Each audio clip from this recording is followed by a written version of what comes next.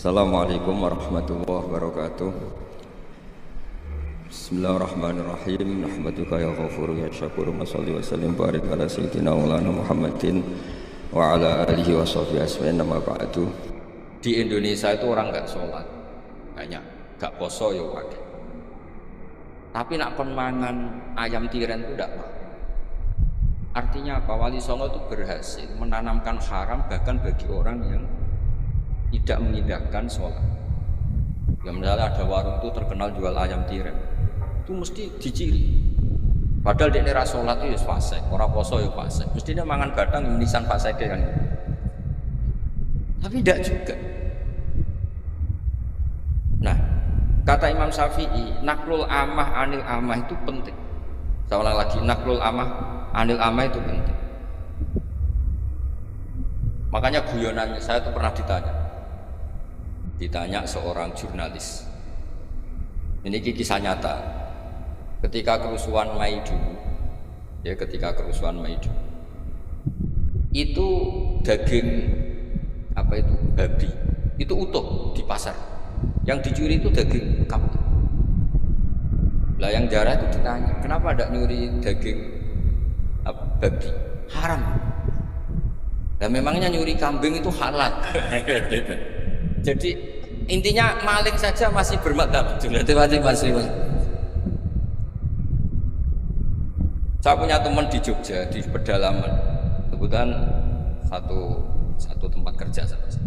Gue cerita, nak rumah babi ku ning Jogja. Wong tanggaku Gus nak rumah babi ning Jogja. Nak terus ning kandang. Kena mergo babi ora dicolong.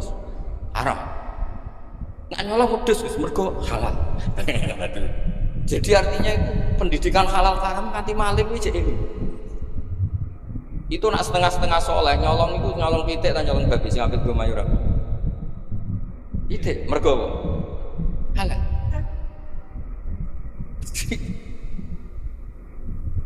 Ini cerita. Jadi intinya itu. Nah, Wali Songo itu di bab hukum itu memang berhasil. Nikah juga gitu. Meskipun mereka orang fasik, itu gak kepengen nikah itu gak sah. Tetap kepengen nikah itu sah.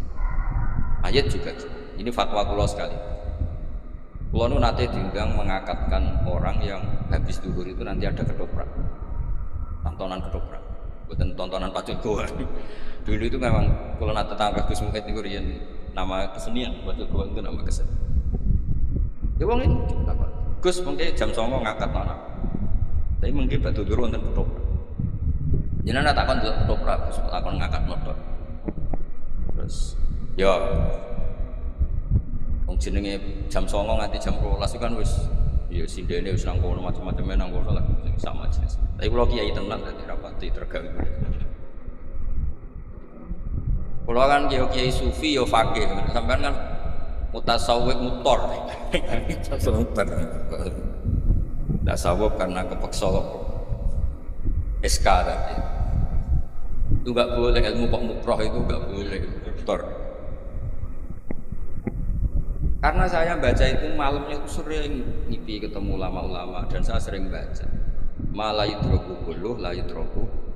Masyarakat itu seneng ketemu sampai juga seneng akad yang tidak. Pernah juga di tetangga desa saya ada orang mati karena oplosan. Itu kayaknya soal saya, Gus saya datang enggak ke jenazah. Kamu harus datang supaya jenazah itu dikelola ala Islam. Kalau orang-orang soleh tidak datang nanti dikelola ala orang fasik. Itu simbe arat itu terus piye. Terus mendeme didekno terus piye. Jadi kamu datang jangan niati hormat orang fasik tapi hormat syariat Islam di mana jenazah muslim tetap wajib disesuaikan syariat napa? Islam. Nah, hal seperti ini harus sampean kaji nanti. Ma la yudroku kullu la yudroku al-maisur la yasqutu bil. Jangan malah diajari tasawuf bodoh kodok kodar. Goblok kodok kodar. Malah harus mendingin. Kenapa kayak goblok? Sesuai rencana Tuhan. Nah, sering pasti sering. Mboten iki kula wong ngandani Gus Sobi, wong ngandani sampean ra ros pokoknya masih jurusan tasawuf, pokoknya dulan fikih harus dicekoki fikih. Ya setuju nggih, jurusane tasawuf tapi ngajine. Oke, nah ora tazan dakoh. Lho niku masyhur makalah. Man tafaqqaha wa lam yatasawwaf namun tapas. Tapi wa man tasawwafa wa lam yatafaqqah tazan. Tazan dakoh kafir sih. Parah jadi kafir. Kowe tasawuf nemen-nemen rai-rai frustasi ngene, dadi dadi wujud yakin. Rai-rai ngene Gus ulang tasawuf tok dadi wahdatil wujud. Gayane fana suwe yo rada weng ngono kan. Lah nek dilatih fikih, makmum masbuk, makmum muwafiq. Ana makmum masbuk. Dekne iku istighol mbek iftitah, ora maca Fatihah. Imame kadung kukuh. Enggak ditoleransi kok istighol bis sunnah anil fardhi. Oh nak ngono wis mesti bingung ra ngarah dadi wahdatul wujud. Kok sinau iku tok wis bingung. Ana wong kadung sujud, eling ora kunut, kok balik kunut salate batal. Mergo tarkul fardhi lisun. Oh wis ra ngarah dadi wahdatul wujud. Nek rai-rai ngene diajari tasawuf. Ana wali. Pewasir didungani dadi beras. Wah. Bojone ngamuk ora ana nafkah, pasir dungani dadi emas. Khayal kowe yakin kowe. Lho nak niru waline ora apa-apa, nak niru khayal ya. Bahaya kok itu rai-rai ini diajari tasawuf niku. Buat mas kula sing tasawuf tanpa fikih mesti kan cerita. Nggih ustaz-ustaz pokoke dicekoki fikih mon, guys. Kowe mulang tasawuf seberapa jam liyane iku diulang fikih. Kon ngapal syarat rukune salat, yo ngomel dhewe. Bahaya men kowe bahaya. Dia wadah Imam Syafi'i itu memang bahaya karena tasawuf itu tadi, tasawuf dulu itu makanya masa kita kayak disarang, tasawuf itu gak diajarkan sama sekali. Hanya Mbah Mun baca kitab tasawuf itu saja yang boleh hanya anak tamat aliyah. Ya di pondok-pondok gitu semua yang boleh itu hanya yang sudah tamat aliyah, tamat ini. Itu aja kiai ini mau rapati tenanan. Masih kiai sepuh ya, gremeng, yus kabeh pengirat dong, sebelumnya orang arti. Mas gremeng sedikit. Nek nak mulang fikih itu menahan syarat saya nikah. Yang jadi wali ahakul awliya taswid abun fa'ab semua akhud sakit ngene-ngene oh itu menahan syarat saya nikah ngene-ngene wong wedoke kudu ora mahram kudu kholiyatan minan nikah wa minal iddah wes pokoknya itu menahan karena kalau kamu gak sah nikah zina diancam-ancam sithik antara sapa ora kowe kudu itu kowe opo sing digaris goblok kowe kudu rapayu rabi gitu. Makanya tadi kalau suwun nak pondok-pondok gini itu harus mengkaji fikih. Yang tenanan belajar. Lah soal untuk tasawuf itu di hati saja. Atus kula nu nak salat ya standar. Meskipun nanti atine tasawuf. Allah gak wajib nampa salat. Allah ya faluma. Yes. Itu ya sudah sampai lalu aja. Itu tetap standarnya. Makanya trauma-trauma cerita Husain Al-Hallaj, cerita Siti Jenar, cerita macam-macam itu diantaranya karena fikih sama tasawufnya itu tidak imbang. Semenjak itu kiai Jawa trauma soal germondo sekon batik fikih ya kon belajar fasolatan pokoknya fikih napa? Kalau setuju Gus mungkin kepinginnya yo fikih dan ada tasawuf tompo Gak jelas nih kersane. Nah ini kalau wawas musnadus Syafi'i. Kersane ngertos asli ini susah jadi ulama. Karena memang ijtihad itu, saya ulang lagi, ijtihad itu dari lafadz-lafadz sing ikhtimal. Saya ulang lagi dari lafadz-lafadz sing nopo ikhtimal. Kalau wawas. Akhbarona Malik an Yahya bin Sa'id an Sulaiman bin Yasar an Ibnu Abbasin wa Aba Salamah ikhtalafa fil mar'ah. Jadi dulu ya debat. Jadi yang debat hanya LBM-nya NU itu enggak. Tapi juga dulu sahabat debat. Yang debat Ibnu Abbas sama Abu Salam. Ikhtalafa fil mar'ah sik tanfusu ba'da wafati Hajah. Tanfusu di sini bimana talidu. Faqala Ibnu Abbas akhirul ajalah. Faqala Abu Salamah idza nafasat manane waladat faqad halat. Baca Abu Hurairah faqala ana ma'abni akhi yakni Abbas Salamah. Jadi dulu debat itu ada yang bela. Jadi yang debat itu ada yang pro ada yang kontra. Yang debat Ibnu Abbas sama Abu Salamah. Abu Hurairah datang, kamu ikut mana? Saya ikut ini. Misalnya saya ikut cabang Diwek, cabang Jombang, saya ikut Rembang. Gus Muhyidd saya ikut NTT gitu. Jadi dulu itu ya ada. Mulai dulu itu kadang menghasut itu ya barokah. Jadi ceritanya itu Subhi al-Aslamiyah setelah suaminya meninggal itu dia melahirkan. Alhasil dia terus ingin nikah sama pemuda yang ganteng. Pemudanya ganteng ya seneng karena Subhi ini cantik. Ada orang tua rentah rontok-rontok hasut gak terima ini. Idahnya belum selesai nikah. Jadi dia lapor Nabi itu sebenarnya karena mangkok agak-agak mangkel ya. Jadi hasut itu kadang-kadang itu ya penting untuk jaga kontrol sosial ya. Tapi jangan hasut yang dengki kampungan itu ampun, hasut yang agak ilmiah. Dulu itu Sofia itu cantik sekali, anaknya raja. Sofia binti Khuwailid, anaknya tokoh cantik. Itu sebetulnya ketika ghanimah itu waqa'at fi sahmi Dihya al-Kalb. Orang kena Dihya kanca-kancane hasut. Kok enak Dihya untuk wong wayu ana rujuk. Kabeh komplain. Ya Rasulullah, innaha la takhillu ilala. Ini kedah jenengan. Di bagian antar sahabat itu mesti saling doga ikhlas. Iku cara dora hasud yo kena Dihya. Jadi kadang-kadang hasud itu penting asal rontok-rontok bener. Buat ini kalau buatan gawe-gawe, sampean apale hadis kata kula. Sampean ra usah pun tak kok ngalalo hasud. Ilmu mu ora ngakeh. Loh iya kan ada hadisnya la hasada illa fisnaten. Nabi redaksikan juga la hasada illa fisna. Hasud itu boleh dalam dua hal. Meskipun ulama akhirnya maknanya ghabta itu kan maknanya ulama, tetap Nabi meredaksinya pakai apa? La hasad. Nabi juga ngendikan jika hasud itu harus terjadi pada diri Anda, idza hasadta fala tabghi. Kalau kamu hasud, sementing ojo lanjut. Hasud itu fitrah. Misalnya kamu di pondok ustaz ganteng, di bojo elek. Suatu saat cah dalem welek ndik tukang ngangsu di bojo ayu. Iku mbok kowe fakultas tasawuf tetep hasud tak jamin. Jamin. Entekno tasawuf. Kayak Gus ngeten iki, Gus Muid, Gus Sobi di santri wayu diwayo kiai iki mesti hasud. Wong aku kiai ini ra mayo kok dene. Lho kula niku trauma sering dilapuri kiai.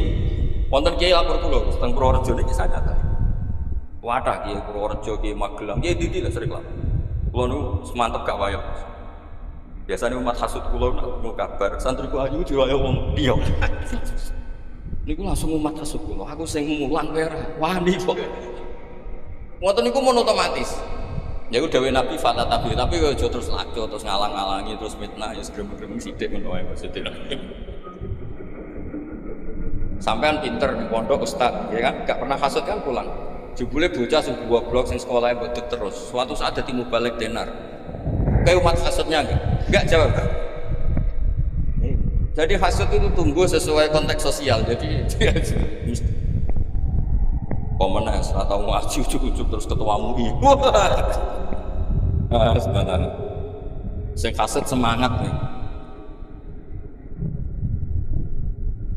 Makanya Nabi jika hasud itu tidak bisa dihilangkan, sepenting fala tabghi, kamu jangan jadi wong sing melebih apa. Karena hasud itu kita tidak ingin pun tahu-tahu lahir.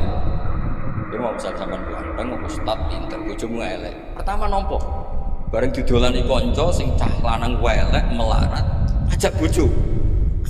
Mesti kamu nih, mesti bojomu kelainan. Kok iso gelem kowe iku mesti wong masalah.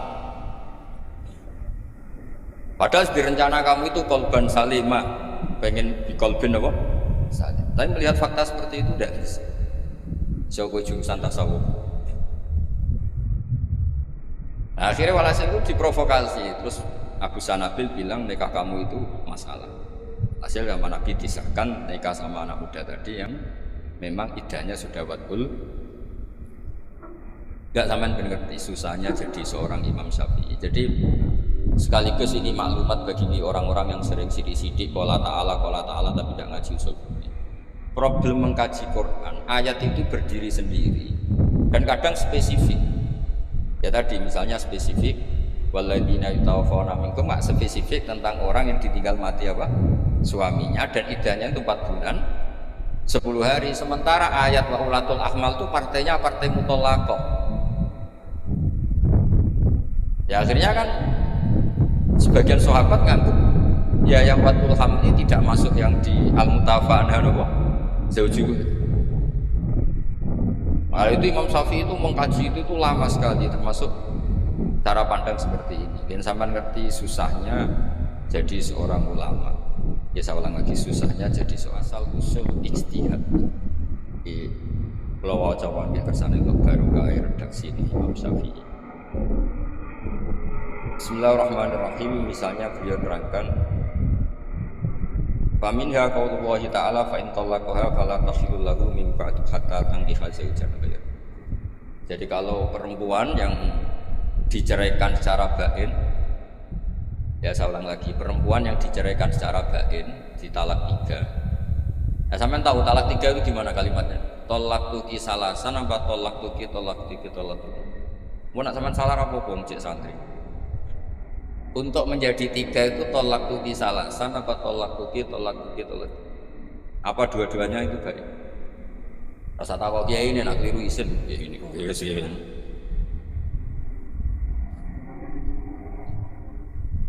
Nah itu yang mesti 3 itu tolak tuki salasan. Karena kalau tolak tuki itu bisa semuanya taksis atau semuanya taukid. Jadi kamu bilang tolak tuki, bojomu main WA, terus kowe mangkel mengulang itu ziyadatul bayan apa insya?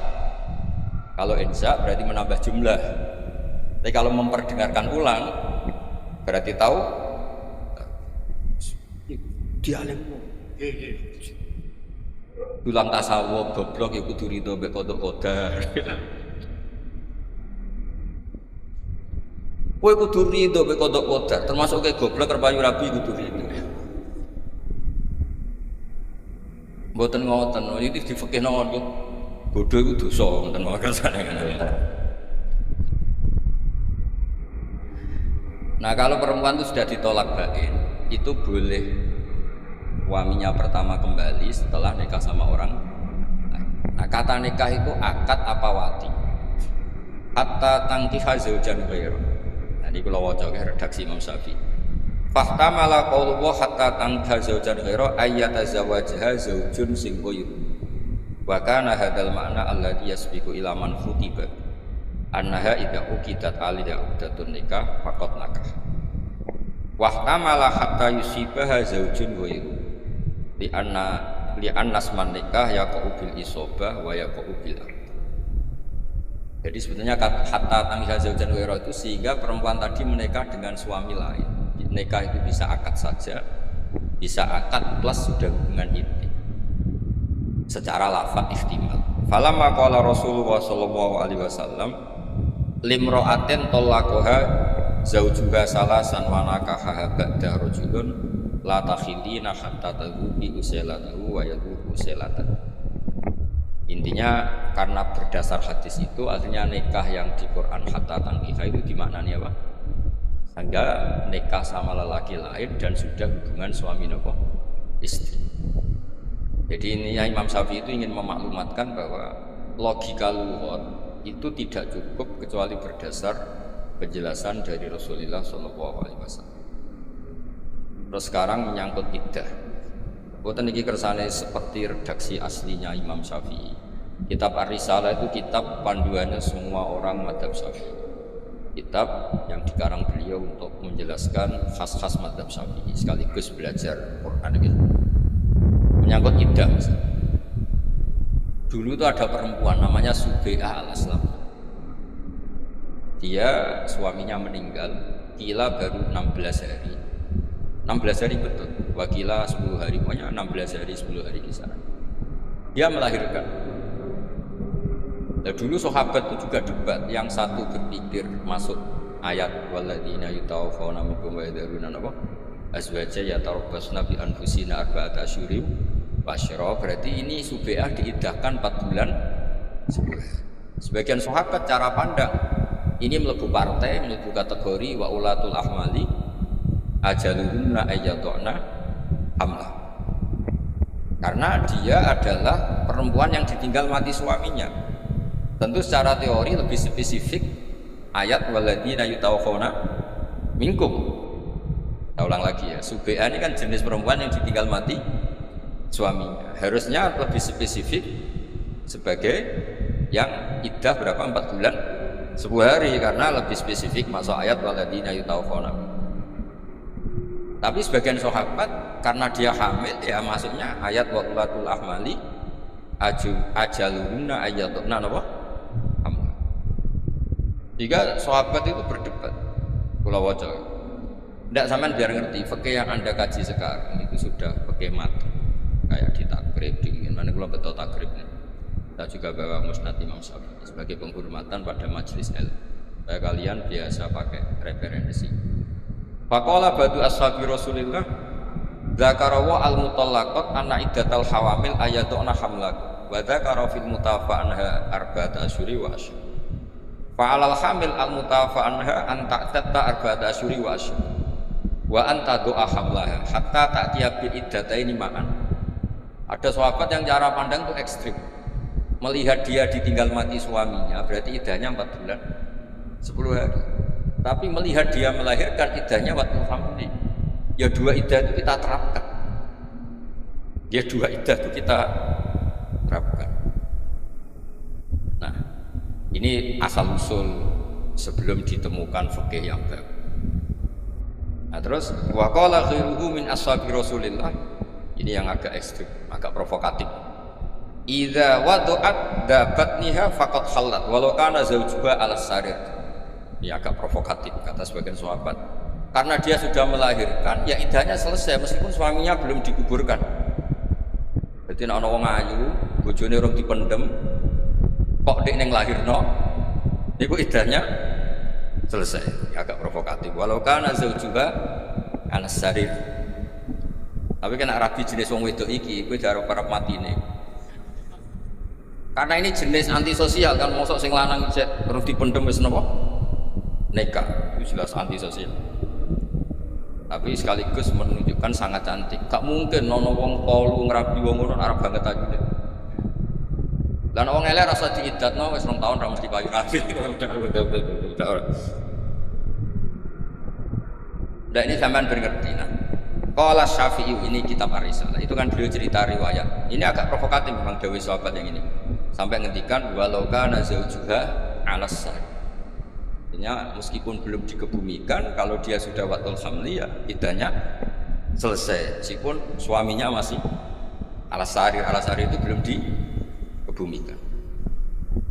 Qala Syafi'i, ini pertama saya baca kitab Ar-Risalah di depan. Seringnya saya baca itu ya. Ini sebagai maklumat kula supaya sampean kitab Ar-Risalah ini dikaji. Meskipun sampai jurusan tasawuf kan jurusan alternatif. Sebenarnya Anda kan ingin milih jurusan apa? Oke, ya cara kula pancen fikih. Tasawuf wis hiburan. Karena satu-satunya cara sampean ridho mbek goblok orang ganteng ra payu rabi. Iku hiburane iku ilmu tasawuf. Mergo wong kudu ridho ambek kodok kodha. Pun niku hiburan.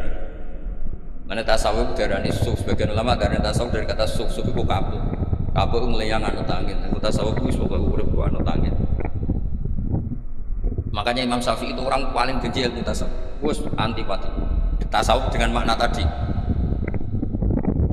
Beliau itu anti ilmu tasawuf dengan makna tadi. Tapi kalau tasawuf dengan makna ngelola ilmu dengan fikih itu baru benar kata.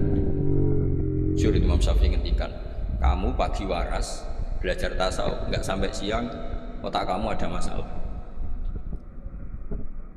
Karena kalau pakai tasawuf saja tanpa fikih kamu menjustifikasi semua kesalahan Anda. Wis qodok subuh ora istighfar. Mergo alasane ngene iki dicatet. Ayo kangkang kalau qodok subuh itu istighfar enggak kan? Nah itu tasawuf ya. Mboten tahu bukan istighfar. Nah ya malah dari itu. Makanya Imam Syafi'i masyhur, sampean delok teng Manaqib Syafi'i teng Khilyatul Auliya itu di antara makalah beliau, kamu tasawuf pagi normal, enggak sampai siang enggak ada masalah. Terus masyhur akhirnya beliau itu banyak ashabi Syafi'i bilang man tasawwafa wa lam yatafaqqah itu jadinya tazandaq. Jadi kalau kamu tafaqqah wa lam yatasawwaf hanya jadi tafassaq. Kamu tasawuf tanpa fikih kafir zindik kata Imam Syafi'i. Tapi kalau kamu fikih tanpa tasawuf paling banter fasik. Ya paling banter orang fikih kan ngelah hukum. Misalnya saya ini kan nggak kuat puasa. Nah muka sama nih kiai muka nih omah kan elek. Lunga ibu-ibu silaturahim ning Gus Sobi kan. Lah ngono iku jenenge musafir. Ya wis oleh muka wong musafir. Makanya itu fikih itu tukang ngakali, memang ada cara ngakali hukum. Jadi Gus Muid sering lunga pancen mau Jumatan. Itu mau Jumatan itu dari Jumatan. Podo, kalau kamu di rumah bojomu ra iso belanja berdoain karena melihat tidak bisa belanja kamu harus nyari uang. Tapi nak kowe lunga, oh ndak tahu sudah. Jadi itu jadi khilah itu dibenarkan di fikih. Makanya bisa fase. Kamu punya kambing 40, mau haul, kamu jual 1, sudah tidak wajib. Jadi fikih itu melahirkan khilatul hukum. Apa khilatul? Nah itu yang jenis bisa bikin fase. Selain sebelum itu sudah fase. Jadi fase double. Nah, terus faba'asu Quraiban maula bin Abbas. Ya faba'asu Quraiban maula bin Abbas ila Ummi Salamah yas'aluha an dzalik. Faja'ahum fa'akhbarahum anna qalat waladat Subai'ah ba'da wafati zawjiha bilayalin fa dzakarat dzalika li Rasulillah fa qala laha qad halalti fang. Jadi dulu itu ya adatnya kalau kiai itu ya kadang-kadang izin takut dewi yang ngongkon wong. Ibnu Abbas punya tanda dalam jenenge Quraib. Nah, Quraib ini yang disuruh tanya Ummi Salamah. Ummi Salamah itu istrinya Rasulullah. Ummi Salamah cerita bahwa Rasulullah pernah fatwa tentang Subai'ah bahwa asal dia hamil meskipun suaminya baru meninggal kalau dia melahirkan berarti iddahnya selesai. Artinya yang ayat walladzina yutawaffawna minkum tadi berarti apa? Mukhtassah atau makhsussah selain hamil. Jadi kalau selain hamil iddahnya 4 bulan 10 hari, tapi kalau hamil 40 berdasar riwayat tentang Subai'ah nopo al-Aslamiyah. Jadi dulu itu yang ngaji ya susahnya seperti ini. Itu yang cerita debatnya Ibnu Abbas sama Abi Salam. Terus akhbarana Malik an-Nafi' an Ibnu Umar. Seterusnya terus suila anil mar'ah ya tawfa an hazaujuha atau yutafa an hazaujuha wa ya hamidun faqala Ibnu Umar idza wadu'at hamlaha faqad halat. Fa akhbarahu rajulun minal ansar anna Umar bin Khattab qala law waladat wa zawjuha ala saririh lam yudfan la halat. Di sahabat itu dulu kalau supaya hukum itu ekstrim ya ada provokatifnya. Meneh ada lagi 16 dino. Kasusnya Subai'ah itu sudah 16 hari. Andai kan suaminya meninggal dan istrinya langsung melahirkan, suaminya belum dikebumikan, itu sudah iddahnya selesai. Jadi bisa resepsi di depan jenazahnya. Jadi dulu sahabat ya ada yang sekarang ngendikan fikih itu agak provokatif. Law waladat wa zawjuha ala saririh lam yudfan halat. Ya karena sudah watul tadi kemungkinannya tadi saking nekate sing wedok atau saking ayune nganti wong kehilangan etika sosial. Mau nak elek wis ora usah iddah wis iddah dhewe no. Otomatis no. Nah, saya ingin ilmu-ilmunya Imam Syafi'i seperti ini spesial tak baca. Jadi saya pernah ngaji Musnad Syafi'i, pernah ngaji kitab Ar-Risalah. Supaya sampean kalau maknani Quran itu tahu bahwa ayat itu kadang-kadang itu seakan-akan berdiri sendiri, padahal itu harus ada konstruksinya. Ada apa? Konstruksinya. Tadi misalnya walladzina yutawaffawna minkum, ternyata itu yang tidak hamil. Padahal ayatnya kan seakan-akan umum, siapapun yang ditinggal mati suaminya maka iddahnya arba'ata asyhurun pasha. Nama wal mutallaqatu asal mutallaqat ya tarabbasna bi anfusina salah satu. Nyatanya yang dawatil hamli ikutnya partai wa ulatul ahmali ajaluhunna ayyadna hamla. Nah, hal seperti ini itu hamba harus ngaji. Kalau ini enggak dikaji ya tadi belajar tasawuf. Wong sementing hati ini.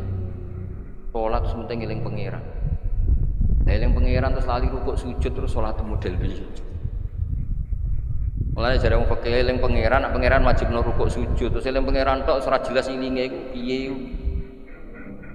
Repot. Terus ini yang penting dari kitab Ar-Risalah tadi, naklul amah anil amah.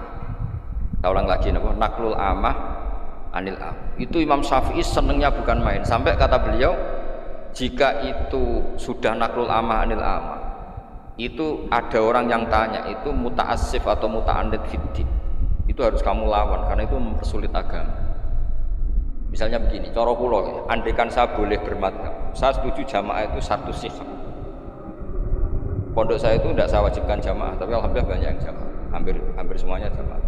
Karena saya sering menteror mereka secara ilmu, saya teror. Kalau kamu sowan Mbah saja sendiri tidak berani, sowan pangeran dewi, melite temen.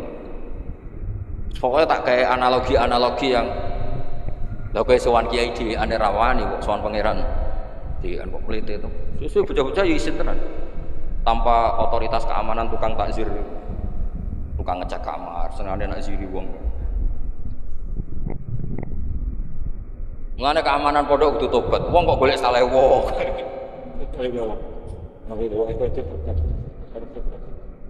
Enggak boleh.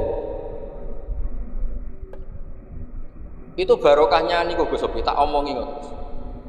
Terus tak beri contoh fikih. Salat Siddatul Khauf itu salat paling susah.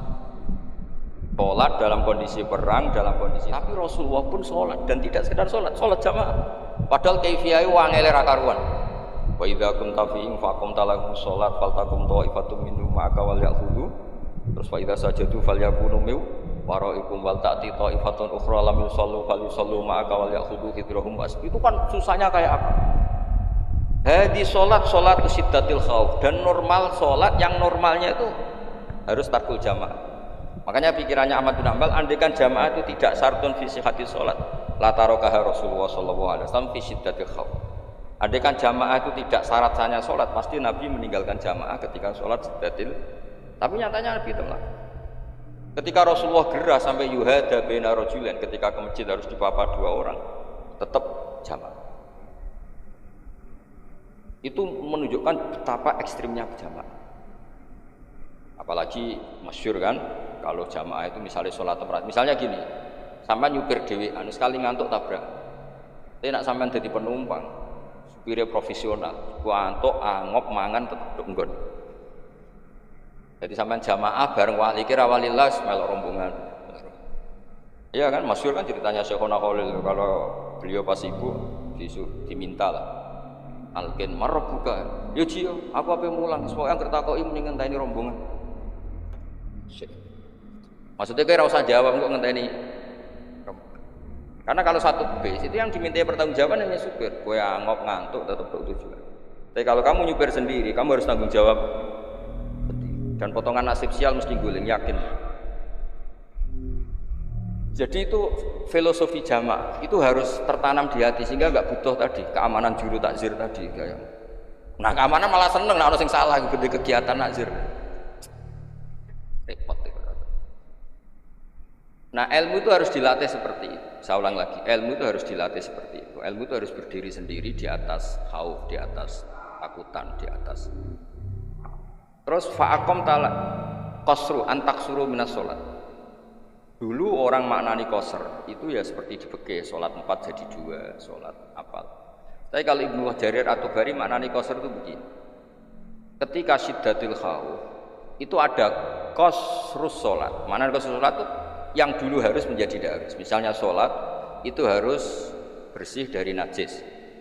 Tapi khusus Siddatul Khauf meskipun kamu hamilus saif dan saif itu ada dam makfu. Berarti syaratnya di qasr. Artinya aturan sholat yang harus bersih dari darah atau dari najis, syarat itu dihilangkan atau dicendak, dikurangi menjadi tidak wajib. Yang dulu syaratnya sholat tidak boleh salah suharokatin mutawaliyatin, sekarang dihilangkan bahkan boleh fauqa salas. Itu cara Ibnu Jarir. Jadi antak suruh minas sholat bukan sekedar jumlahnya 4 menjadi 2, tapi qasrus syurut wal wajibat. Yang dulu syarat menjadi tidak syarat, yang dulu wajib menjadi tidak wajib. Itu kalau tidak ilmu tidak bisa. Tapi nak aku mau mengkaji tasawuf malah takut orang supaya menang mau coba ya. Terus mau coba hizib apa ya. Sesuai takut jausan mbek Saifi mandindi. Pol takut santri ngoten. Gus, jausan mbek Saifi mandindi. Tak jawab, ya mandi sing disembadani pangeran nak ngono. Takokne Gus. Gus, gadah hizib nasr. Baru mandi Gus hizib nasr. Ya mandilan maca kowe ra mandi ya. Aku maca Ja'a Zaidun, kowe maca hizib cek mandi aku Ja'a Zaidun. Itu dulu kan ceritanya keramat-keramatnya guru. Ada orang mak sering kencolongan, kemalingan semongko atau apa sering. Matur saya kona Khalil. Kebetulan beliau pas ngajar koma zaitun. Dia mau ditulis, tulis koma zaitun. Iku mulai malingnya ngadeg terus. Padahal gak usah dongo, ditulis. Ternyata kertas dibuka mau koma zaitun. Jadi sementing sing maca ora.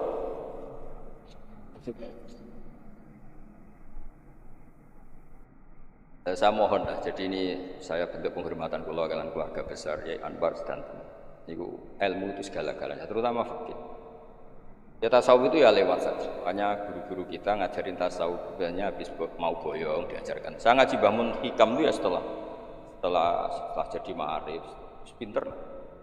Sampai sekarang saya itu sinau tasawuf itu ya hanya hikam. Ikhya itu 4 juz yang tak sinauni ya fikihnya. Saya pernah khatam ikhya, tapi yang tak sinauni fikih. Kamu jangan kira ikhya itu hanya bab tasawuf, malah banyak fikihnya. Gitu Gus Win. Berhubung sing maca ora khatam, ora tau ngaji kok nyimpulno. Ikhya iku tasawuf top, tasawuf buahmu ngaji ra tau. Sampeyan lihat ikhya itu dimulai bab-bab fikih semua. Sampeyan delok bab haji, bab ada semua. Mbok cucu kok wong terkenal. Wong anggere ngaji ikhya tasawuf dhuwur. Sing ngomong iku ya ora iso maca. Wong macane mudhofilah diwaca rafa. Ya takoki, coba orang-orang sama tanya, namun Ihya Ulumuddin apa Ulumuddin? Enggak sing akeh. Ngaji apa, Kang? Ihya Ulumuddin. Jari Imam Ghazali piye ana mudhofilah rafa. Itu sudah spontan kayak konsensus nasional. Wong sing alim-alim lah yo takoki, maos napa pasanan Ihya? Jadi saake nasibe mudhofilah ning Ulumuddin. Itu koyo konsensus. Ayo ana sing maca Ihya. Oh mboten enten. Sing maca Ulumuddin ditakoki lho. Kang ngaji apa? Sing ustaz lah. Ihya. Suci Ulumuddin. Lho nak kula mergo melok sing goblok, gebebo goblok. Nak sing goblok tenan ya akeh. Atau yang terakhir kalau cerita ilmu malih, ada ilmu yang nggak bisa dihindari dan ini fatwa saya berkali-kali. Quran itu kalamullah, seorang lagi Quran itu, tapi tanpa lewat ulama, kamu pasti salah. Orang kok mungkin salah, pasti salah. Ketika seorang Imam Suyuti, Ibnu Jarir At-Tabari, semuanya mufassir mesti ngendikan, wa yuqaddaru qabla qauli ta'ala iyyaka na'budu qulu. Itu kata sandi, kata kunci. Nak Quran itu kalamullah, kemudian Allah ngendikan ning Kanjeng Nabi iyyaka na'budu terus piye? Fa inna Allah wal ma'bud. Mosok Allah ngendikan ning Kanjeng Nabi iyyaka na'budu. Bisa kamu bayangkan kan fatalnya makna itu.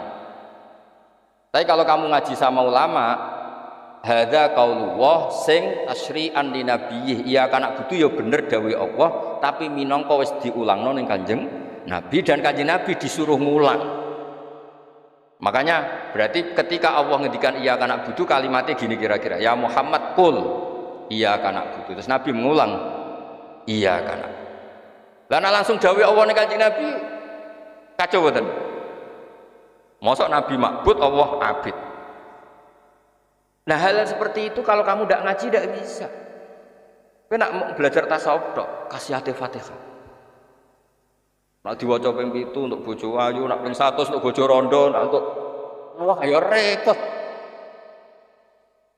Nak kiri dadi niku tampung mergawe ngono bar.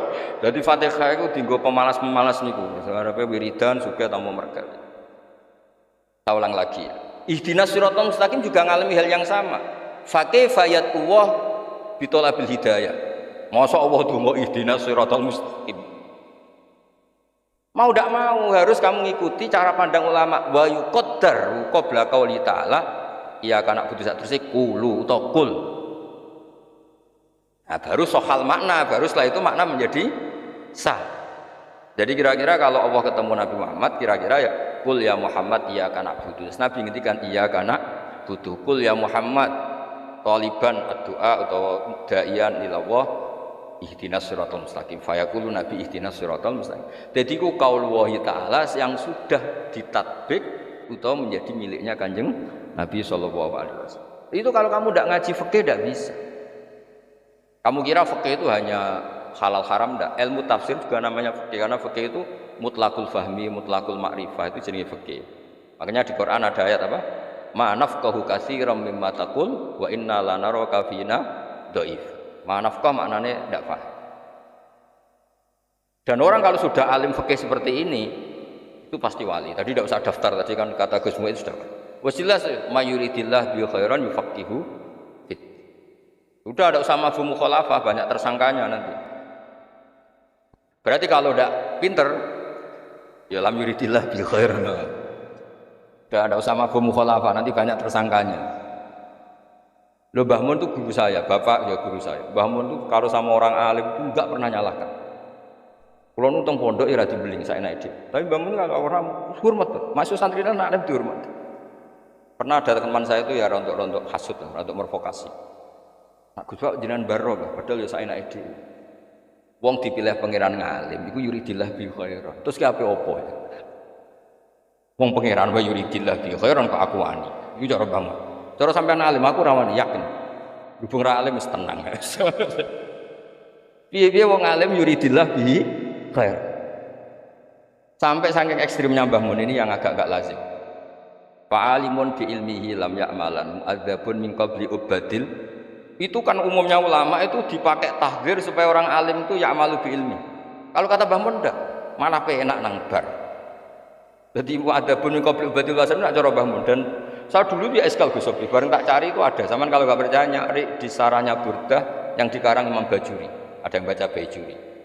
Pun aku mau coba Bajuri anggap ra alim punya uang. Kula maca kitab wis akeh Kang, ora kuliah ngene iki ya apa. Ini mboten niat ngenyek tasjih supaya sampean nyaingi kula. Hasud sing Islami. Hasud Islami wa la hasada illa fis. Jadi kamu harus hasud saya. Saya ingin alim Kak Gus, hafal Quran ngerti tak. Itu harus dihasuti, wajib gitu. Nabi sudah ngertikan la hasada la fasada. Kamu tidak boleh hasud kecuali dua hal ini. Malah ke hasud mbek kancamu sing dibojo ayu rondo sugih. Iku hasud gak islami gitu. Iku hasud itu hasud be aku Gus Sobi, ben alim Gus Sobi, ben alim ben Mersi Gus Sobi, Gus Mu'id. Hasud itu ada yang Islam. Saya ulang lagi ya. Jadi dalam hal-hal saya ulang lagi, dalam hal-hal seperti itu harus bersama ilmu. Ya napa harus bersama napa? Harus bersama ilmu. Kalau ndak habis ya. Kata Mbah Mun, saya teruskan. Cara Mbah Mun ngeten guys, mingko beli badil Hasan. Soal dulu wis malah penak nang mlebu swarga, dadi didisekno hisabe benang bar. Kelas baca di Ihya termasuk di Ihya.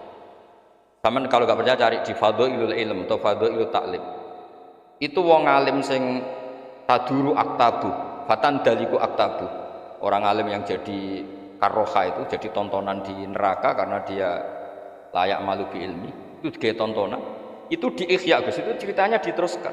Ketika sudah jadi tontonan itu terus pertama Mbah Mun guyon, wong alim iku barokah ning donya ya ngibur wong akeh, tekan ning akhirat pun neraka ya ngibur wong akeh. Mergo mubeng-mubeng dadi delokane wong akeh. Pertama Mbah Mun guyon. Lama-lama beliau teruskan. Memang ini Mbah Mun benar, di Ihya itu diterangkan, akhirnya Allah ngendikan gini. Inni lam addo ilmi liu adzib. Aku nganti dako ilmu ning atine ndek niku ora kepen aku nyiksa. Wis lereni siksane wis cukup, saiki kon mlebu swarga. Nah kebetulan yang cerita hadis ini wong-wong bodoh sing kepengin roh wong alim disiksa. Mergo dekne ditakdir bodoh, dadi golek salah wong alim. Sajane riwayate ana terusane. Ana terusane terus diselesai. Sampeyan cari di Khasyatul Bajuri. Mu'adzabun min qabli ubadil wasan ini cara tasri'an lil hisab supaya hisabnya cepat selesai. Jadi itu dianggap madeg bukan dam. Piye-piye mayuridillah bi khairan yufaqihu fid. Wis piye-piye ilmu tok wis barokah. Makanya Abu Hurairah ditanya, bagaimana dengan periwayat hadis yang tidak bisa ngamalkan hadis itu? Kafa biriwayah ilman wa amal. Dengan hadis itu diriwayatkan kowe ra iso nglakoninlah itu menjadi master ilmu. Misale kados kula misale kula ditakoki, "Gus Jumatan wajib ta ora?" Wajib. Lah jenengan kok ora Jumatan? Ya aku fasik menyang Jumat. Paling enggak kan jadi hukum bersama nak Jumatan wajib, tarikul Jum'ah fasik. Ilmunya masih jalan. Timbang ke Jumatan tanpa ilmu jebule niate iku gak bener. Ilmu itu sudah berdiri. Paling tidak misalnya innamal amalu binat sodako rasul. Lah kowe niatem kok elek iku urusanku tapi tetap innamal amalu bin. Jadi Mbah Mun tuh saking senengnya ilmu sampai berkali-kali ngerti. Sampai lihat di Ihya di. Karena orang alim wis kesel. Jadi kamu jangan ngira terus apa fa'alimun bi ilmihi lam ya'malam mu'adzabun min qabli ubatul wasan itu terus selesai di situ ndak wonten terusan. Sampeyan kalau enggak percaya lihat di Ihya di Fadhailul Ilm. Itu Allah terus neraskan, iku aja dadi tontonan. Piye-piye aku ndak kok ilmu ning ndekne iku wis tak pilih. Wis saiki tak sepuro, siksane wis cukup. Ilmu suara. Karena innama yakhshawa min ibadil ulama tadi. Dia itu tersiksa kalau orang makan ayam tiren, dia tersiksa kalau nikahnya orang tidak sah, dia tersiksa kalau janazatul muslim itu tidak dibumikan secara benar, tidak dimandikan secara benar.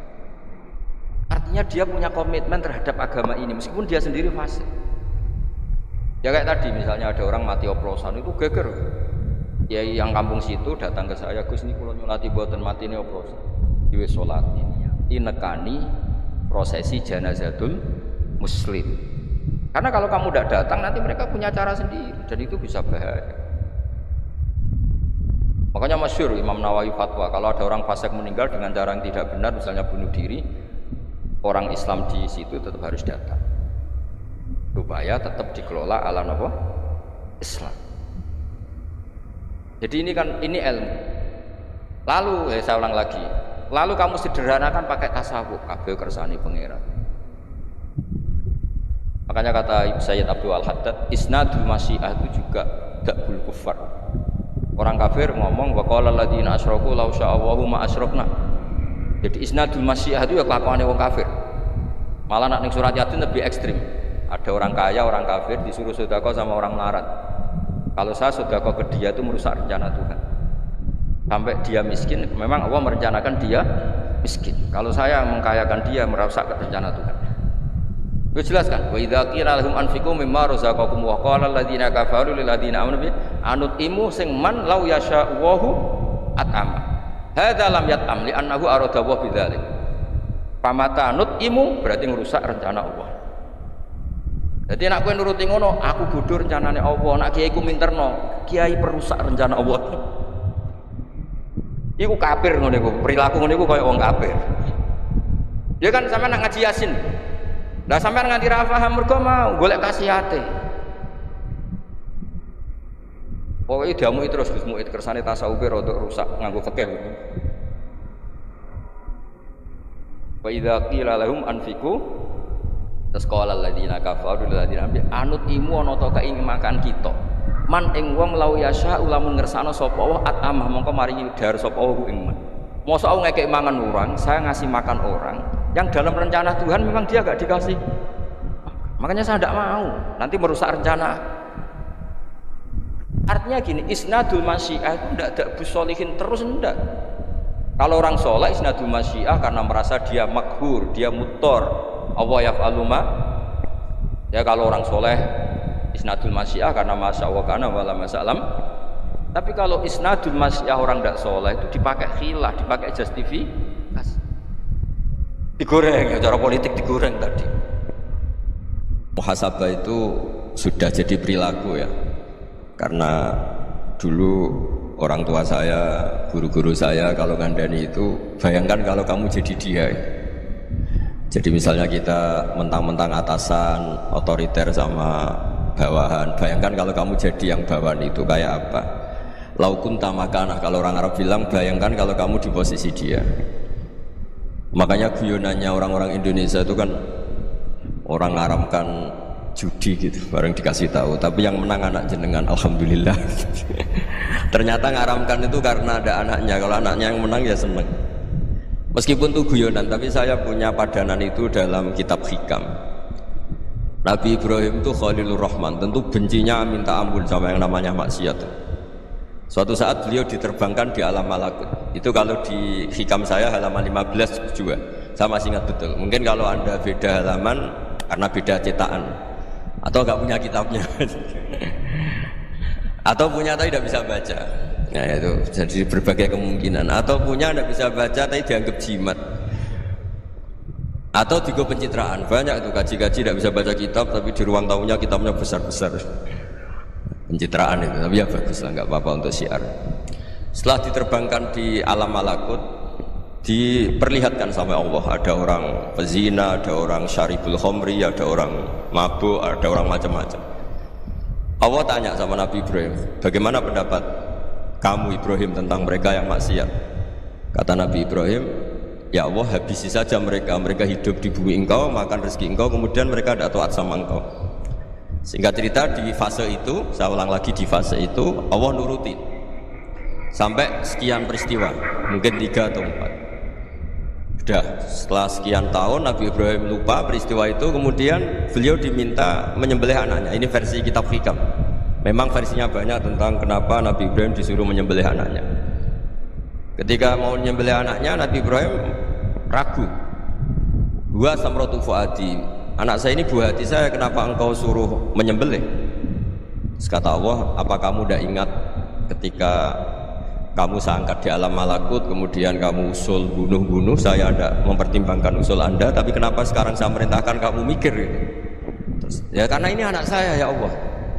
Terus kata Allah, rumang samu wong sumpukon mata ini gak gawean kau sing gawe kowe enak wae usul mata ini. Adanya saya yang bikin, kemudian anda enak aja usul membunuh. Semenjak itu Nabi Ibrahim itu di eranya itu asfaqun nas, orang paling sayang sama manusia. Karena kadang kita keras itu ya kebetulan itu tidak anak kita, tidak keluarga kita. Cara orang Jawa itu kan gitu ya, kalau ada perempuan terus macam yang macam-macam pakai sepeda motor cowok terus wah itu luput suwuk, semoga-moga gini, tapi setelah dikasih tahu niku ponakane jenengan, semoga-moga selamat. Jadi jangan-jangan kemarin ahli ma'asi itu kebetulan itu tidak keluarga kita. Kalau keluarga yang pernah salah pada kita, semangat kita mintakan maaf. Jangan-jangan kita didikte hukum sosial gitu. Jadi orang yang salah kebetulan itu orang yang menservis kita, atau keluarga kita, atau orang dekat kita. Jangan-jangan semangat kita mintakan ampun. Tapi kalau sama orang lain kebetulan musuh kita semangatnya minta itu kena adab. Nah ini yang nggak boleh dalam Islam. Islam mengajarkan niru Rasulullah SAW, Nabi itu rahmatal lil alam. Bahkan kemarin saya ngaji virtual sama beberapa habaib, ada Habib Ali Al-Jufri dari Mesir, ada Habib Alwi dari Kuitang, ada Habib Nabil Al-Musawa. Dari sekian habaib itu saya masih ingat diantaranya yang didawuhkan rahmatan lil alamin itu ketika Nabi adahu kaumuh, disakiti oleh kaumnya, dan itu mereka masih kafir semua. Itu mereka dapat doanya Nabi, Allah mahdi qaumi fa innahum la ya'lamun. Kayak apa baiknya Nabi, orang yang menyakiti, yang melukai ya. Tapi Nabi masih berdoa, Allah mahdi qaumi fa innahum la ya'lamun. Sayyidina Umar dapat doanya Nabi itu ya khina kana kafiran, ketika masih kafir didoakan Allahumma izzil Islam bi Umar. Itu ketika masih kafir. Itu pelajaran bagi kita bahwa yang sedang tidak cocok pun itu berdapat doa kita. Ya doa supaya kondisi kita baik, hari tambah baik. Karena agama ini saya berkali-kali bilang limangka yarjuwa wal yaumil akhir. Agama ini diperuntukkan bagi yang selalu punya harapan pada Allah Subhanahu wa taala. Saya cerita muhasabah ini tentang hubungan kita dengan Allah. Di Indonesia itu banyak orang fasik, banyak orang nakal. Ya di mana-mana orang nakal itu ya mayoritas, wa aksaruhum fasikun. Tapi berkahnya harapan. Mungkin saya kira nakal sobenda, mungkin saya kira sholat soben sholat, mungkin sekarang belum sakhok, belum dermawan, suatu saat dermawan. Barokahnya itu kefasikan ini dianggap sementara, sedang fasik, sedang tidak benar. Karena kiai-kiai kita, para guru-guru kita, para habaib utamanya itu mesti bilang semoga husnul khotimah. Nah barokahnya doa itu semoga husnul khotimah itu menjadikan satu pola sosial. Yang sedang fasik ini masih diharapkan jadi lebih baik, jadi lebih sehingga kita tidak ngambil sikap ekstrim yang ingin menghabisi atau ingin mengadili, tidak, karena selalu kita punya harapan. Dan agama ini limangkan yarjuwa wal yaumil akhir. Bayangkan itu kalau yang nakal itu anak kamu, pasti kamu nggak ingin kan langsung dapat azab, dapat apa. Padahal kita semua jadi tokoh ini abul kulli, bapak dari semua. Sehingga ketika Rasulullah SAW jalan-jalan kemudian melihat perempuan sedang menyalakan api. Kalau apinya mati ditiup, anaknya dijauhkan. Nanti kalau sudah jauh dari api anaknya digendong lagi. Terus kata Rasulullah matur ke semua sahabat, ara'aitum anna hadhihi tarihatan waladaha 'alan nar. Apa kamu berpendapat bahwa perempuan ini akan melemparkan anaknya ke neraka? Tidak ya Rasulullah. Tidak akan seorang ibu melemparkan anaknya ke api. Terus kata Rasulullah, Allahu arhamu min hadhihi biwaladiha. Allah lebih rahman, lebih rahim dibanding orang tua ini kepada anaknya. Ini yang harus kita kenalkan terus, kita kampanyakan terus supaya orang hubungannya dengan Allah itu nyaman, asik. Sehingga dengan demikian selalu ada harapan bahwa yang sedang nakal ini suatu saat tobat. Kita tidak boleh menghukumi pasti begini, pasti gini, itu tidak wilayah kita. Itu juga yang dicontohkan Rasulullah SAW. Secara lahir Nabi itu nggak berkenan sama Wahsy, karena Wahsy itu salahnya salah fatal karena membunuh ahabban nasi ila Rasulillah, yaitu membunuh Sayyid Hamzah. Jadi ketika Wahsy tobat, Nabi itu nerima tobat. Dan ketika beliau dengan basariyahnya agak siap ketemu Wahsy karena harus ingat Sayyid Hamzah, basariyahnya diturutin. Oke, kamu iman saya turutin, tapi jangan sering ketemu saya. Karena kalau ketemu kamu saya masih ingat sama paman saya Sayyid Hamzah. Kita bisa ngelola seperti itu. Kita tidak cocok sama orang, bagaimanapun mereka umat Rasulullah SAW, kita tetap mencintai mereka. Misalnya kalau beda agama, mereka sama-sama orang Indonesia, kita mencintai mereka atas nama warga Indonesia. Tapi kalau misalnya potongannya ora cocok, beda kultur, bawaannya itu mangkelno cara Jawa, ya bisa diilmoni, jangan ketemu. Wong sudah tidak cocok, ingin ketemu nyari solusi, roh ini tok seneng itu kan ya repot itu. Ya sudah, kalau nggak mati cocok ya jangan sering ketemu. Dan itu kita bisa memanage seperti itu tuh bisa. Saya berkali-kali cerita tentang Imam Syafi'i. Kalau dikasih tahu ya Imam Abu Abdillah, panggilannya Imam Syafi'i, tetangga anda ini ternyata banyak yang nggak senang anda. Jawabnya beliau senang. Ya bagus kalau nggak senang saya, ndak utang saya. Kata. Jadi gara-gara sampean seneng aku ngatur aku ini kan. Dan mungkin sampean rasa seneng kan ya enak. Jadi hidup itu dianggap happy. Kalau seneng ya teman silaturahim, kalau nggak seneng ya nggak bakal utang gitu. Baru kayak seneng itu nggak gagu. Gitu. Jadi dulu itu orang bisa ngelola seneng nggak seneng itu bisa. Karena ada kearifan hubungan dengan Allah Subhanahu wa ta'ala. Hidupnya selesai karena masyghul bi dzikrillah, mereka sibuk dengan Allah. Makanya kata ulama-ulama tasawuf, kamu jangan melihat manusia perilakunya, tapi kamu juga harus ingat yang gerakkan semua itu Allah Subhanahu wa ta'ala. Dengan demikian kita farah, kita senang. Makanya Nabi kalau ngutus Anas bin Malik kemudian nggak kesampaian yang diinginkan karena Anas main, ketika garwa-garwane Nabi agak tersinggung, Nabi andaikan Allah menghendaki yang saya inginkan kesampaian, pasti itu kesampaian. Jadi dianggap kegagalan Anas nggak manggil yang dituju Nabi itu ya kersane Allah, ya enteng saja.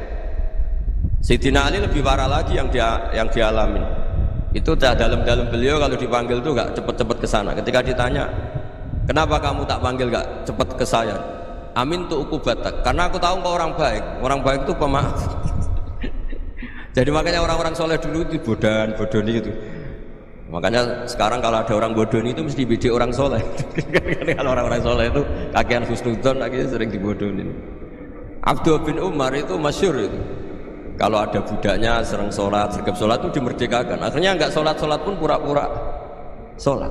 Akhirnya juga dimerdekakan. Ketika ditanya, kenapa engkau merdekakan? Padahal mereka sholatnya menipu engkau, kata pembisik-pembisik. Man khoda'ana lillah in khoda'na lah. Dia nipu atas nama Allah, berarti saat tertipu juga atas nama Allah. Gak masalah dong, semuanya demi Allah Subhanahu wa ta'ala. Jadi ketika kita ketemu mensifati Allah Ta'ala itu ghafir, Allah pemaaf. Jangan kamu nggak fair untuk diri kamu nyifati Allah ghafir, pada orang lain Allah kamu sifati syadidul iqab. Jadi Allah kamu atur, kayak MC tadi ngatur saya. Jadi Allah itu apa? Kalau pada saya ghafir, kalau pada musuh saya syadidul iqab. Itu tidak fair.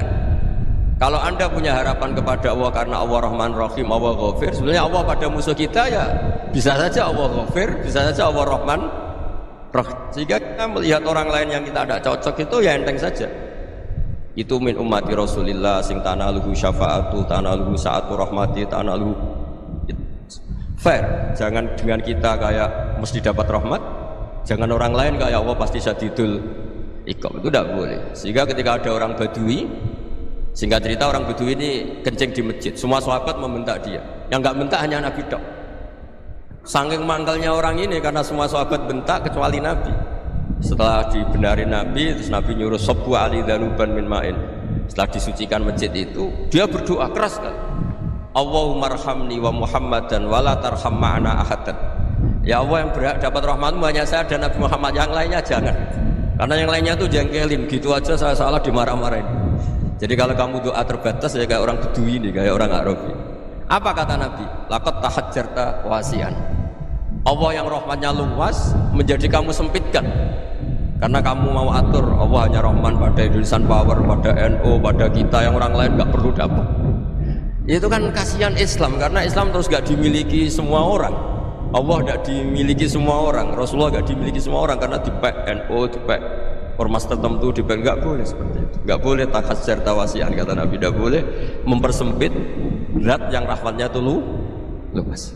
Ini semoga etika ini kita pakai di Indonesia. Yang sedang fase kita harapkan lebih baik, yang sedang nggak dapat hidayah kita doakan dapat apa?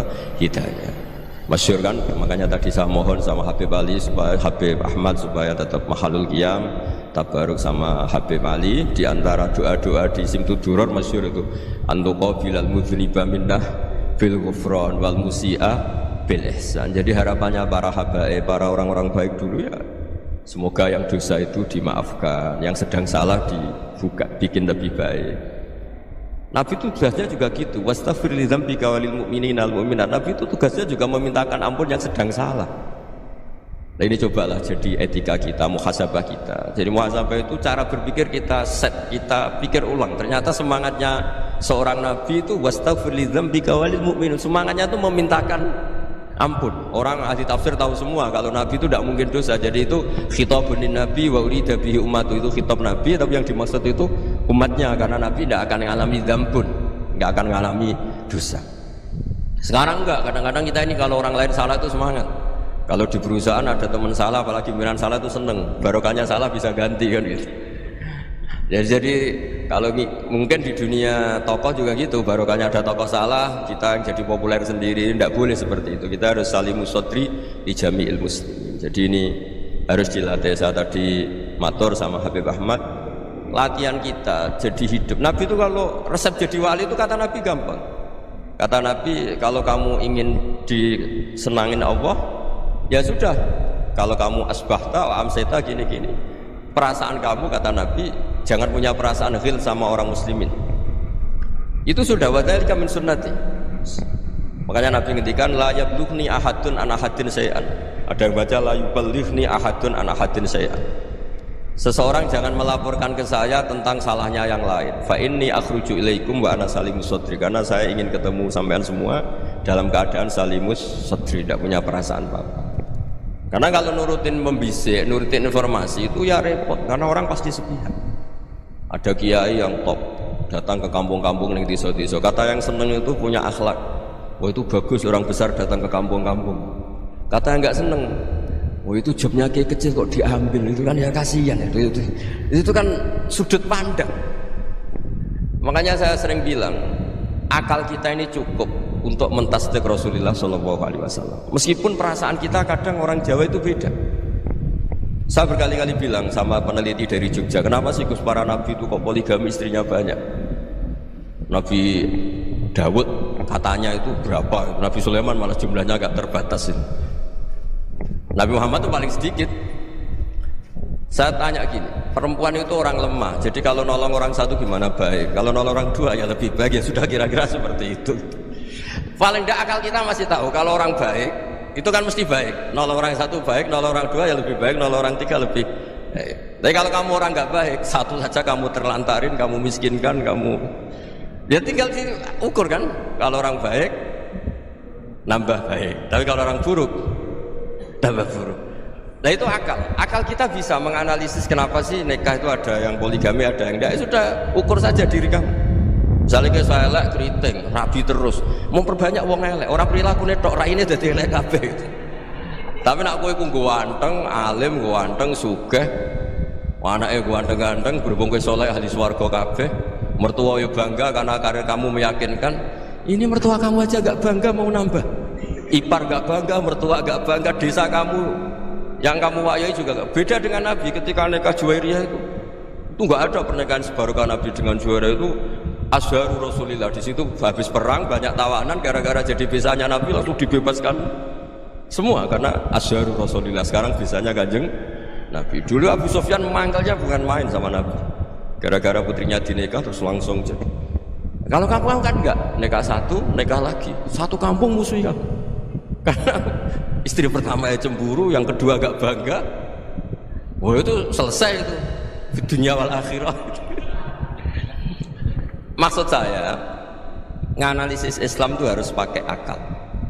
Dan akal yang dipakai, ini saya bawa ke kitab Ihya, adalah pikiran-pikiran para ulama. Makanya ketika Imam Ghazali ketika ditanya, "Fakaifa bi muslimin fasikin asawaha fi jami'i amri." Kalau ketemu orang fasik, orang Islam tapi fasik, perilakunya enggak ada yang benar. Kata Imam Ghazali jawabnya lucu, aneh. Ma min muslimin illa wa islamuhu ta'ah. Tidak ada orang Islam kecuali dia mau Islam, membenarkan Allah dan Rasul itu sudah taatnya dia. Kok kamu tidak bisa melihat taatnya dia? Dia pikirannya kan ini pemabuk, ini tukang apa. Tapi kata Imam Ghazali, sebenarnya kamu masih bisa berpikir positif. Ma min muslimin illa wa islamuhu ta'ah.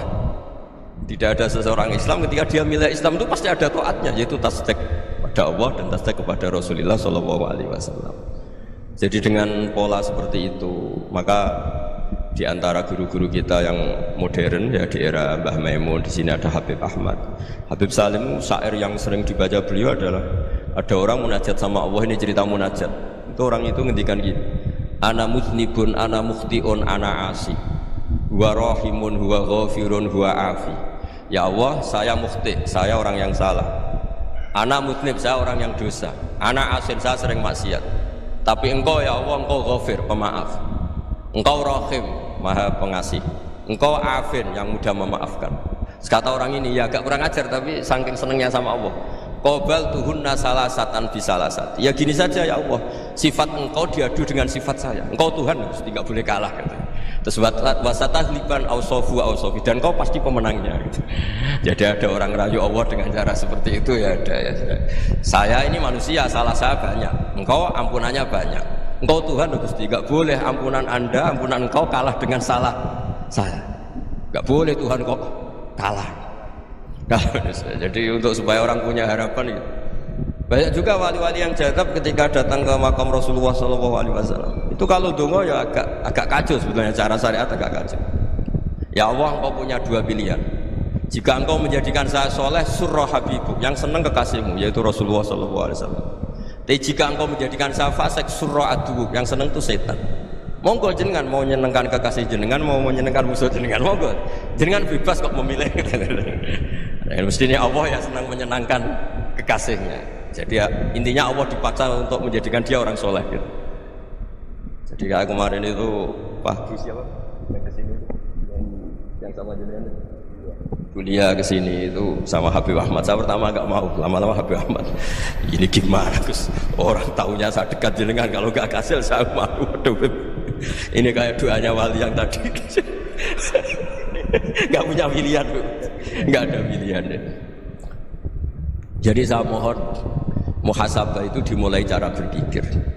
Makanya di sini sebetulnya tag ini supaya dapat barokahnya Ihya, ini kitab yang disenangi para habaib, para ulama. Sebetulnya tag di muhasabah itu redaksinya gini ya, yang lengkap. Hasibu anfusakum qabla an tuhasabu wa zinuha qabla an tuzanu wa tahayya'u lil ardil akbar. Jadi ada kata wazinu, jadi ukur. Perilaku Anda ini diukur, ditakar. Misalnya kita sebagai suami kan ya punya hal-hal yang kita tidak ideal. Cara wong Jawa mesti pesek, cara rezeki ya pas-pasan. Dan kita juga kalau makanya agak boleh tanya istri begini, apa saat cinta pertama Anda? Pasti ada kecewa. Orang jadi istri hanya korban terakhir itu. Sudah. Karena orang kalau ngelamar kemana-mana gak jadi, yang jadi istri itu pasti korban terakhir itu. Jarang istri pilihan pertama, jarang. Ayo semua yang nikah. Rata-rata itu pilihan Anda pertama Pak, dari sekian ditolak di mana-mana terus. Ya perempuan terakhir. Kamu juga korban terakhir. Itu wali-wali dulu kalau ngandani kita itu sederhana. Antal ini masyhur diceritakan Habib Zain bin Semit dalam kitab Al-Manhajus Sawi. anta lam tajid min nafsika kullama turid fa kaifa turidu min ghairika kullama turid. Kamu yang ingin ideal saja kamu tidak menemukan pada diri kamu untuk menjadi ideal. Kamu kan ingin ganteng, ingin punya uang banyak, ingin perilaku Anda sempurna. Anda saja yang punya keinginan tidak bisa mewujudkan keinginan Anda sendiri. Fa kaifa turidu min ghairika ma turid. Jadi anta lam tajid min nafsika kullama turid fa kaifa turidu min ghairika kullama turid. Kamu yang punya keinginan saja. Misalnya saya ingin punya uang banyak, perilaku saya selalu benar, gak pernah salah. Loh, saya yang ingin saja dengan diri saya gak bisa untuk benar terus. Kok kamu berharap orang lain selalu benar? Jadi anta lam tajid ya sama. Kalau kamu menuntut istri kamu itu ramah, neriman, apa kamu neriman sama wajah istri Anda gitu? Engkau ya pola neng dindi jajaki sana jajaki sini, kamu sendiri tidak tahu apa. Jadi itu nasihat yang luar biasa. Anta lam tajid min nafsika kullama turid fa kaifa turidu min ghairika kullama turid. Kamu mau menghormati semua orang? Tidak mau kan? Kemudian Anda berharap semua orang menghormati. Kamu tidak ingin kan orang lain semua menghujat kamu, sementara kamu enak aja menghujat orang lain. Makanya Rasulullah SAW luar biasa ketika bikin kaidah sosial, apa la yu'minu ahadukum hatta yuhibba li akhihi ma yuhibbu li nafsi. Jadi kalau ukuran iman itu sederhana. Kalau sesuatu itu baik, nyaman bagi Anda ya bayangkan itu pada teman Anda. Misalnya Anda bangun tidur sudah acak-acakan, nggak punya uang, utang jatuh tempo, kan nggak ingin ketemu orang. Ya kamu jangan bertamu ke jenis ini karena dengan kamu yang alami juga nggak siap ketemu orang. Makanya ada Habib Alim itu dilapuri sama seseorang. Beb, dulu teman saya itu ketika saya kaya itu sering main ke saya. Setelah saya miskin, mereka tidak main ke saya. Kata Habib itu bagus, sunnah begitu itu bagus. Coba kalau kamu dulu kaya, teman kamu main kan kamu gaya, di rumah ada makanan, bisa hormat kamu. Setelah kamu miskin jadi buruh manol di pasar atau buruh bikin boto, teman kamu datang, malu enggak? Mendingan enggak datang gitu. Akhirnya baru, oh ya alhamdulillah kan gitu. Loh ya kan dulu teman kita datang, kita ada Alphard, istri cantik, rumah bagus. Lah kita miskin, buruhnya orang pas dibentak-bentak, teman kamu udah datang. Milih datang apa enggak kalau setelah kamu jatuh? Enggak kan? Jadi barokahnya ilmu itu terus. Ya, tapi kadang-kadang orang, wah setelah saya miskin teman-teman enggak kasih ke sini. Ya kalau kamu sudah jatuh, teman-teman kamu situ jadi tontonan. Ya mulai sekarang cara berpikir itu dirubah. Dulu yang namanya kiai itu kalau diundang orang itu ya agak-agak senang. Semenjak saya itu agak rubah. Mengundang kiai, ngatur kiai itu tak haram-haramkan ya ada lumayan lah sekarang itu sudah mulai agak beretika. Dulu itu ngundang tuh tanggalnya ditentukan, jamnya ditentukan, enggak mikir apa kiai saat itu nganggur, enggak.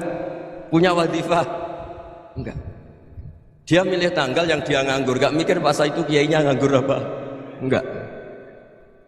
Ya saya hanya cerita aja, kamu tersinggung ya monggo, boten nggih monggo itu kan. Jadi saya mohonlah supaya tadi saya juga matur ke Habib Ahmad. Jadi untuk orang merasa ikut sunnah Rasul itu gampang sekali kata Sayyid Muhammad. Dulu Nabi berpakaian ala daerahnya. Kalau mikot ya pakai mikotu baladi. Karena Nabi orang Madinah dan beliau berdomisili di Madinah ya misalnya mikotnya dari Bir Ali misalnya.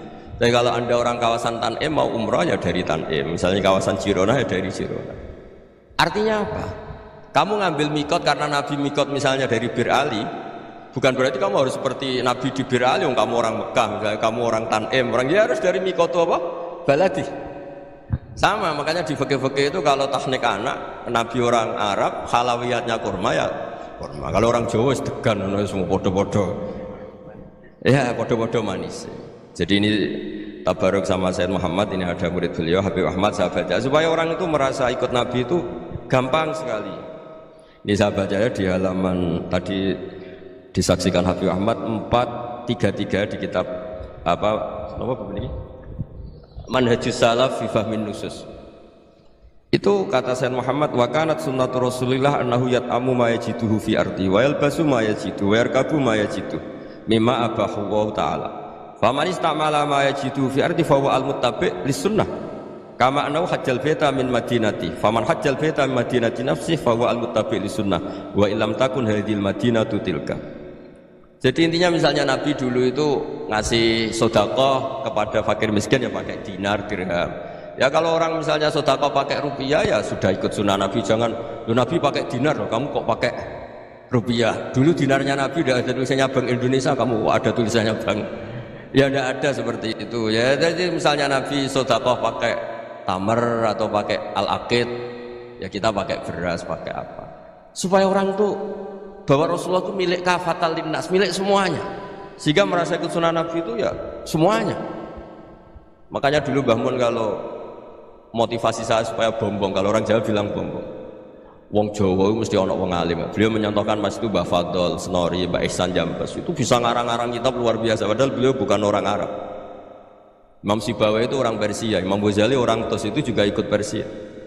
Kata Mbah Mun, wong sing ora Arab lah mesti untuk jatah alim kata beliau. Karena Nabi itu diutus kafatal linnas. Nanti kalau orang yang alim itu Arab tok, berarti tidak ada perwakilan dari Afrika, dari Asia Tenggara, dari mana-mana. Makanya karena Nabi statusnya itu kafatal linnas. Jadi kita harus bangga sebagai Muslim, sebagai orang Indonesia. Karena misalnya Wali Kutub dulu terkenalnya hanya ada di Yaman, di mana. Ternyata pernah ada juga di Indonesia, ada seperti Habib Abu Bakar Segaf Gresik. Jadi ya artinya kan tetap orang Indonesia, meskipun beliau zuriyah Rasul kan ya sudah orang apa? Orang Indonesia. Zuriyahnya Habib Ali Simtuduror sekarang di Solo. Jadi Indonesia juga dapat alawin banyak dari Sadatinal Alawin juga. Jadi saya mohon barokahnya ngaji seperti ini, melihat orang lain tuh gampang. Bayangkan tuh kalau anak kamu, makanya Nabi nanti kalau nggak percaya lihat di Hikam nomor 15 di kitab saya. Di situ dijelaskan oleh Hikam, jangan-jangan semangat Anda pada orang yang maksiat, pada orang yang keliru supaya dihukum itu karena kebetulan itu udah anak Anda, itu udah keluarga Anda. Coba kalau itu keluarga. Makanya kalau saya guyonan di Jogja itu ada pembantu mecahkan piring terus dimarahi majikannya, saya mesti guyon gitu, pasti itu pembantunya ada cantik. Kok bisa Gus? Andekan cantik dan kamu senang mecahno piring satu, piring 1000 ora iso ngamuk. Ternyata ngamuknya itu karena mecahkan piring apa karena plus tidak cantik? Coba jawab para lelaki ini. Kamu marah sama orang maksiat itu karena maksiat, karena plus itu udah anak Anda. Bayangkan kalau itu anak Anda. Itu hebatnya Rasulullah SAW. Karena kita yang salah pun kadung umatnya, Nabi tetap ngasih fasilitas syafaati li ahlil kabair min ummati. Kayak apa baiknya Nabi? Tidak ikut maksiat tapi ikut fasilitasi ngasih syafaat. Loh kalau li ahli ibadah kan wajar, Nabi ketika ini syafaat li ahli kabair. Ya karena tadi logika yang dibangun Rasulullah itu logika yang luar biasa. Kita semangat orang lain kena hukuman itu karena kita tidak punya ra'fah, tidak punya rahmah. Coba kalau Rasulullah yang bil mu'minina ra'ufur rahim, semangatnya itu mendoakan supaya tobat, mendoakan diampuni. Dan itu juga yang diperintahkan oleh Allah Subhanahu wa taala, wastaghfir li dzambika walil mu'minina wal mu'minat. Ya semoga barokahnya ngaji ini, barokahnya Habib Ahmad, barokahnya Maulid Simtuduror, barokahnya semua kitab madaih, tibak berjanji semuanya, barokahnya Ikhya, barokahnya Said Muhammad, barokahnya guru kita semua, Mbah Maimun, bapak saya. Kita ini ngikuti manhaj, ya, ngikuti apa? Manhaj. Saya sering didhawuhi Mbah Mun, kenapa ihdinas siratal mustaqim bukan sirotoka, bukan jalan engkau ya Allah? Karena Allah itu nggak bisa kamu tiru. Allah itu tidak tidur, tidak makan, tidak kesel, tidak capek. Yang bisa ditiru itu siratal ladzina an'amta alaihim. Yang bisa ditiru manusia ya niru manusia. Karena Allah itu tidak bisa ditiru. Makanya ihdinas siratal mustaqim siratal ladzina. Ya niru siapa? Niru guru-guru kita. Termasuk niru cara pandang. Jadi misalnya ada orang awam di rumah itu hanya delok reng, delok tikus liwat, itu kan kayak nganggur. Kok ora tahajud malah mendelok reng. Melihatnya jangan gitu. Huwa tarokal ma'asiyah. Dia di rumahnya tidak dugem, tidak kemana-mana. Dia berarti malam itu tarkul ma'asi, tidak nyopet, tidak garong, tidak ke tempat maksiat. Susahnya apa sih husnudzon? Jadi jangan lihat huwa tarkut tahajud, huwa tarokat tahajud, wa taroka qiyamal lail. Oke ya, namanya orang begitu ya tidak tahajud, tidak qiyamul lail. Tapi susahnya apa sih kamu bilang huwa tarokal ma'asiyah? Dia juga meninggalkan maksiat, dan tarkul maksiat itu ibadah. Supaya orang tuh gampang lah husnudzon sama orang muslim. Ini orang mukmin, orang yang luar biasa. Di mata Allah itu orang yang luar biasa. Kayak tadi Imam Ghazali, kalau saya ketemu orang muslim kemudian dia tidak pernah baik, gimana? Kata Imam Ghazali, ma min muslimin illa wa islamuhu ta'ah. Tidak ada orang Islam ketika dia mentasdikkan Allah dan Rasulullah berarti dia juga punya taat. Ya ini latihan saja, sing iso nglakoni Habib Ahmad kula namung cerita mawon. Kula cerita secara akademik, saya punya kitab, saya baca dan alhamdulillah kita paham barokahnya para guru dan supaya terbiasa sebaik-baiknya ibadah husnudzonni billah wa husnudzonni bil mu'min. Soal enggak cocok ya diilmoni tadi ya, namanya enggak cocok ya jangan sering ketemu. Seperti Rasulullah SAW, beliau karena sangat mencintai Sayyid Hamzah, ketemu orang yang pernah begitu sama Sayyid Hamzah ya beliau secara basyariah enggak siap. Tapi beliau secara cara bahasa sekarang secara profesional kalau beliau seorang nabi dan harus menerima tobatnya siapapun ya diterima. Saya meskipun dengan A, B gak cocok karena dia begini-begini sama saya, tapi saya ingat dia sholat, dia baca sholawat, dia mencintai Rasulullah. Ya kita hormat. Ya soal gak cocok ya di manage tadi ya. Zuruhiban tasdid huban, kalau gak pati cocok ya jangan sering ketemu bawaannya enak nanti. Ya semuanya itu diilmoni lah. Makanya ketika ini Ma'ruf Al-Qurhi ada yang baca Al-Kharki, mangqala fil yaumi salasa marrat Umar Muhammad kutiba minal abdal, karena semangat mencintai siapapun satu hari sering baca Umar Muhammad wa asli umata Muhammad wa tajawaz ummati Muhammad, itu mesti kutiba minal abdal, dia pasti termasuk wali abdal. Maksudnya semangat mencintai ya dilatih. Misalnya Indonesia Power atau PLN, andai kan tidak ada PLN itu kayak apa? Orang nggak bisa ngaji, tidak bisa aktivitas. Ya barokahnya ada PLN, barokahnya jasanya. Kita sadar, tidak semua kebaikan kita ini memenuhi keinginan orang banyak. Orang banyak ingin listrik, ingin saluran apa, dan itu kadang yang mewujudkan orang lain atau kelompok lain. Ya karena itu manfaat ke orang lain ya kita doakan. Karena khairun nas anfa'uhum linnas. Sehingga kita terbiasalah ngakui orang. Seperti semangatnya Rasulullah SAW, semuanya itu didoakan, semuanya diinginkan kebaikannya. Bahkan Nabi gak putus asa sampai di akhirat. Ketika Nabi lain sudah putus asa karena sudah akhirat, sampai dimintai syafaat semuanya bilang nafsi, nafsi. Karena merasa semuanya gak punya nyali di depan Allah. Karena ini sudah akhirat, sudah finish. Tapi apa Rasulullah? Analah. Ya udah, saya sanggup mensyafaati kalian. Terus kata Nabi, fa'atiyal arsya. Saya mendatangi aras fa akhiru lahu sajidan, saya sujud wa ahmaduhu bima hamida 'allamaniha rabbi. Kemudian saya tetap puji Allah dengan pujian yang terus menerus. Padahal sudah di akhirat sudah finish. Nabi dimintai syafaat masih sanggup karena Nabi tahu akhirat tidak bisa mendikte Allah, tidak bisa Allah terus bilang, "Ya Allah ini akhirat, engkau sudah tidak boleh mensyafaat." Tidak bisa. Allah tidak bisa diganggu akhirat. Allah tidak boleh dibatalkan rahmannya oleh akhirat. Allah tetap Rahman Rahim abadal abad. Dan Nabi tahu itu. Makanya kata para ulama, fa Muhammadun ahmadu min ghairihi. Jadi Nabi Muhammad namanya dua yang terkenal. Sebenarnya banyak yang terkenal dua, Muhammad sama Ahmad. Ketika Nabi punya nyali memuji Allah di akhirat atau sudah di akhirat, itu fa Muhammadun ahmadu min ghairihi. Ketika Nabi lain sudah punya nyali muji Allah karena sudah akhirat, Nabi Muhammad tetap berani muji Allah di saat seperti itu. Makanya ahmadu di situ kata ulama itu af'al tafdil, fa Muhammadun ahmadu min ghairihi. Kanjeng Nabi lebih memuji Allah di saat yang Nabi lain sudah tidak punya nyali untuk memuji Allah di saat itu. Makanya kata Nabi fa akhiru lahu sajidan wa ahmaduhu bima hamida 'allamaniha rabbi. Akhirnya setelah lama gitu terus Allah ngendikan ya Muhammad irfa' ra'sak wasal tu'tah wasfa' tusyaffa. Sudah Muhammad, angkat kepala kamu minta apa saya turutin, dan kalau kamu ingin mensyafaati umatmu saya beri hak apa? Syafaat. Semoga semangat itu juga menjadikan kita munajat bahwa rahmat Allah tidak terbatas, harapan juga tidak terbatas. Mungkin yang sedang nakal ya kita katakan sedang, jangan terus kamu pastikan wah ini mesti su'ul khotimah, mesti tidak orang baik. Tidak, agama ini liman kana yarjuwaha wal yaumal akhir, selalu bagi yang punya harapan. Ya, mugi-mugi dapat barokah semua. Mantu dengan kata wassalamualaikum warahmatullahi wabarakatuh. Dalam konteks Indonesia muhasabah itu sudah jadi perilaku ya, karena dulu orang tua saya, guru-guru saya kalau ngandani itu, bayangkan kalau kamu jadi dia. Jadi misalnya kita mentang-mentang atasan, otoriter sama bawahan, bayangkan kalau kamu jadi yang bawahan itu kayak apa? Laukun tamakana, kalau orang Arab bilang, bayangkan kalau kamu di posisi dia.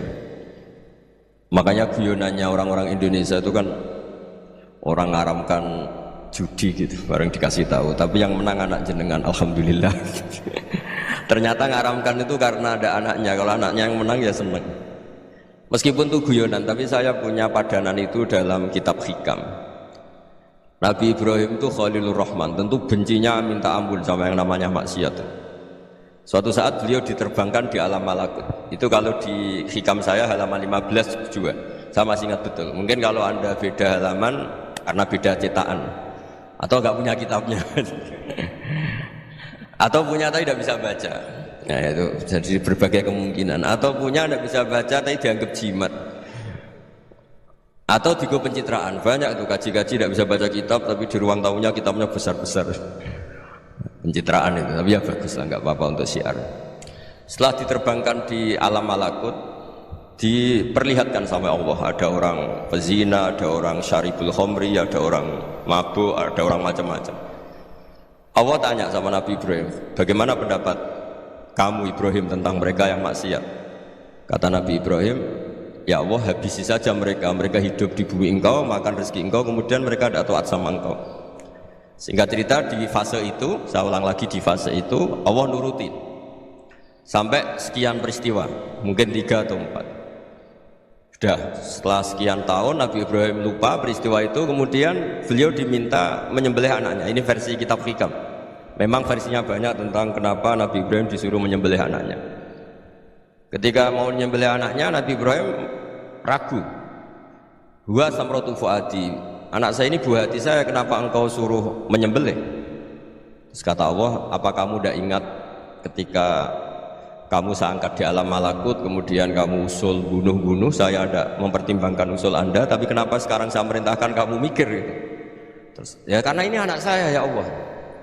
Terus kata Allah, rumang samu wong sumpukon mata ini gak gawean kau sing gawe kowe enak wae usul mata ini. Jadi saya yang bikin, kemudian Anda enak aja usul membunuh. Semenjak itu Nabi Ibrahim itu di eranya itu asfaqun nas, orang paling sayang sama manusia. Karena kadang kita keras itu ya kebetulan itu udah anak kita, ada keluarga kita. Cara orang Jawa itu kan gitu ya, kalau ada perempuan terus macak yang macam-macam pakai sepeda motor cowok terus wah itu luput suwuk semoga-moga gini, tapi setelah dikasih tahu niku ponakane jenengan semoga-moga selamat. Jadi jangan-jangan kemarin ahli ma'asi itu kebetulan itu tidak keluarga kita. Kalau keluarga yang pernah salah pada kita, semangat kita mintakan maaf. Jangan-jangan kita didikte hukum sosial gitu. Jadi orang yang salah kebetulan itu orang yang menservis kita, atau keluarga kita, atau orang dekat kita. Jangan-jangan semangat kita mintakan ampun. Tapi kalau sama orang lain kebetulan musuh kita semangatnya minta itu kena adab.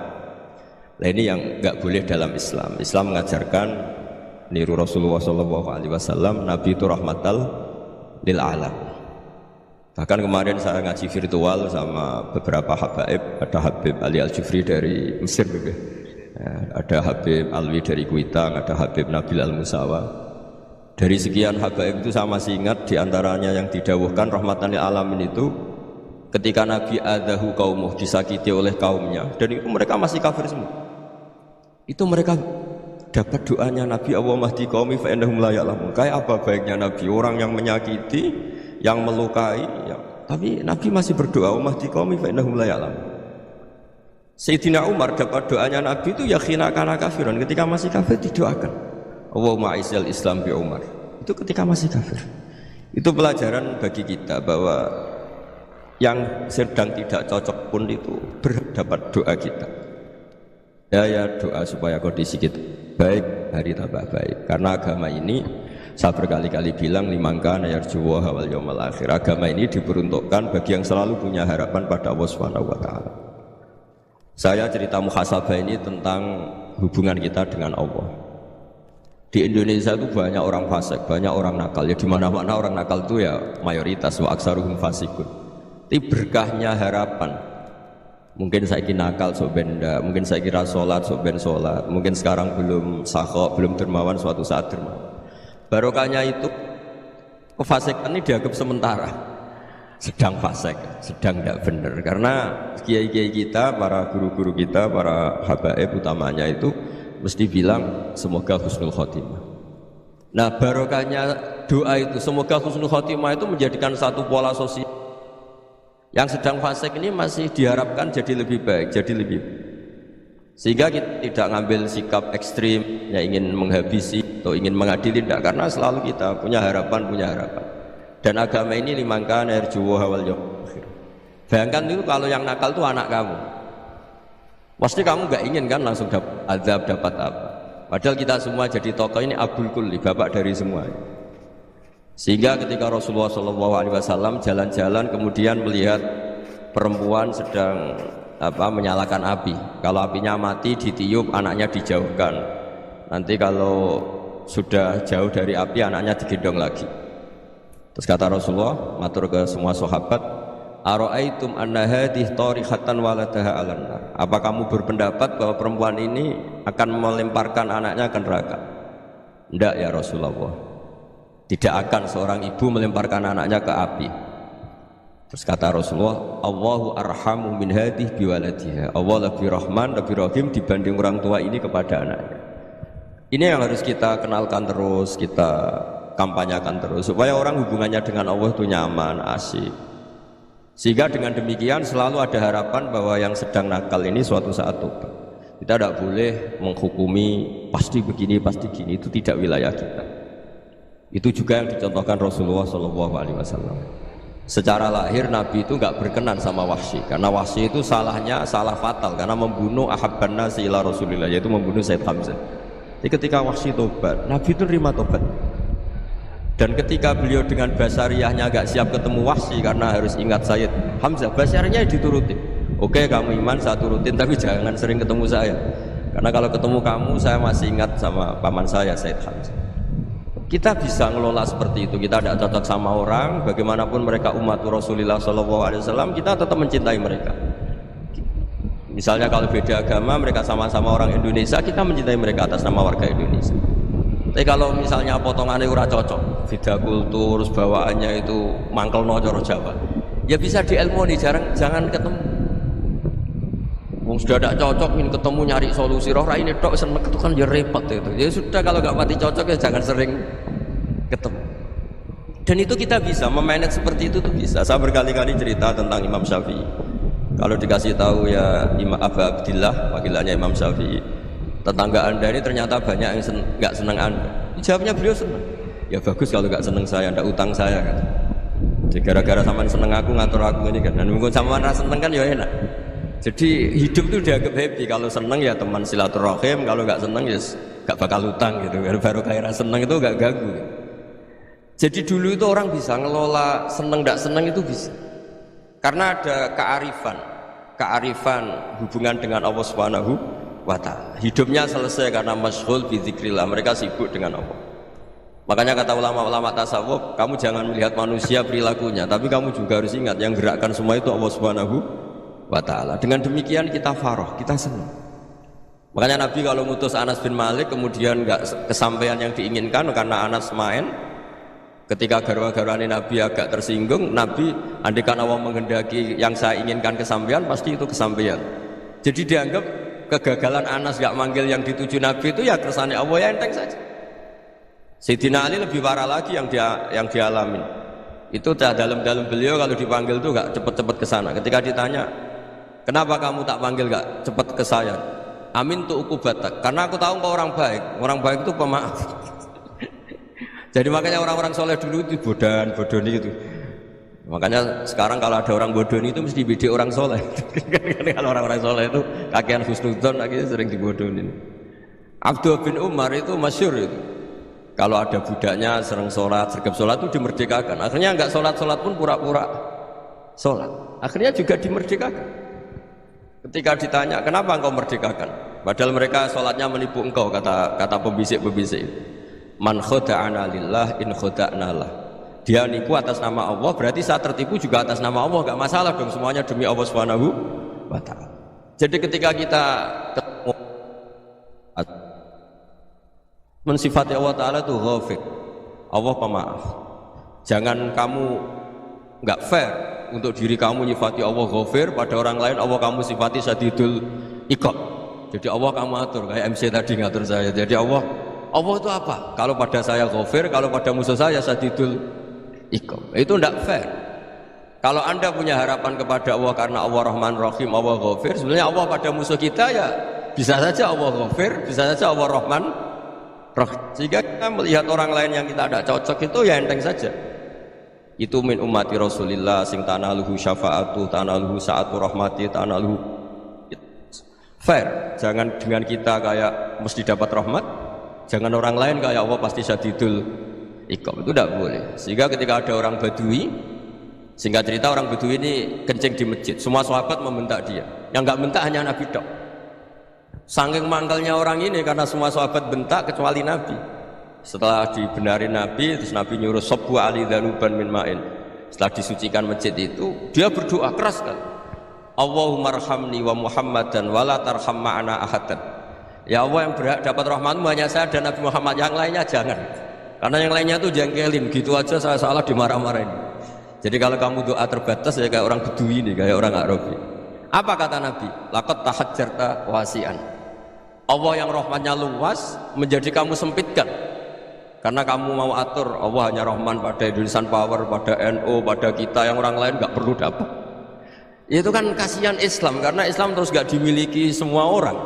Allah nggak dimiliki semua orang, Rasulullah nggak dimiliki semua orang karena dipek NU, dipek ormas tertentu, dipek nggak boleh seperti itu. Nggak boleh takhasyar tawasian kata Nabi, nggak boleh mempersempit zat yang rahmatnya itu luas.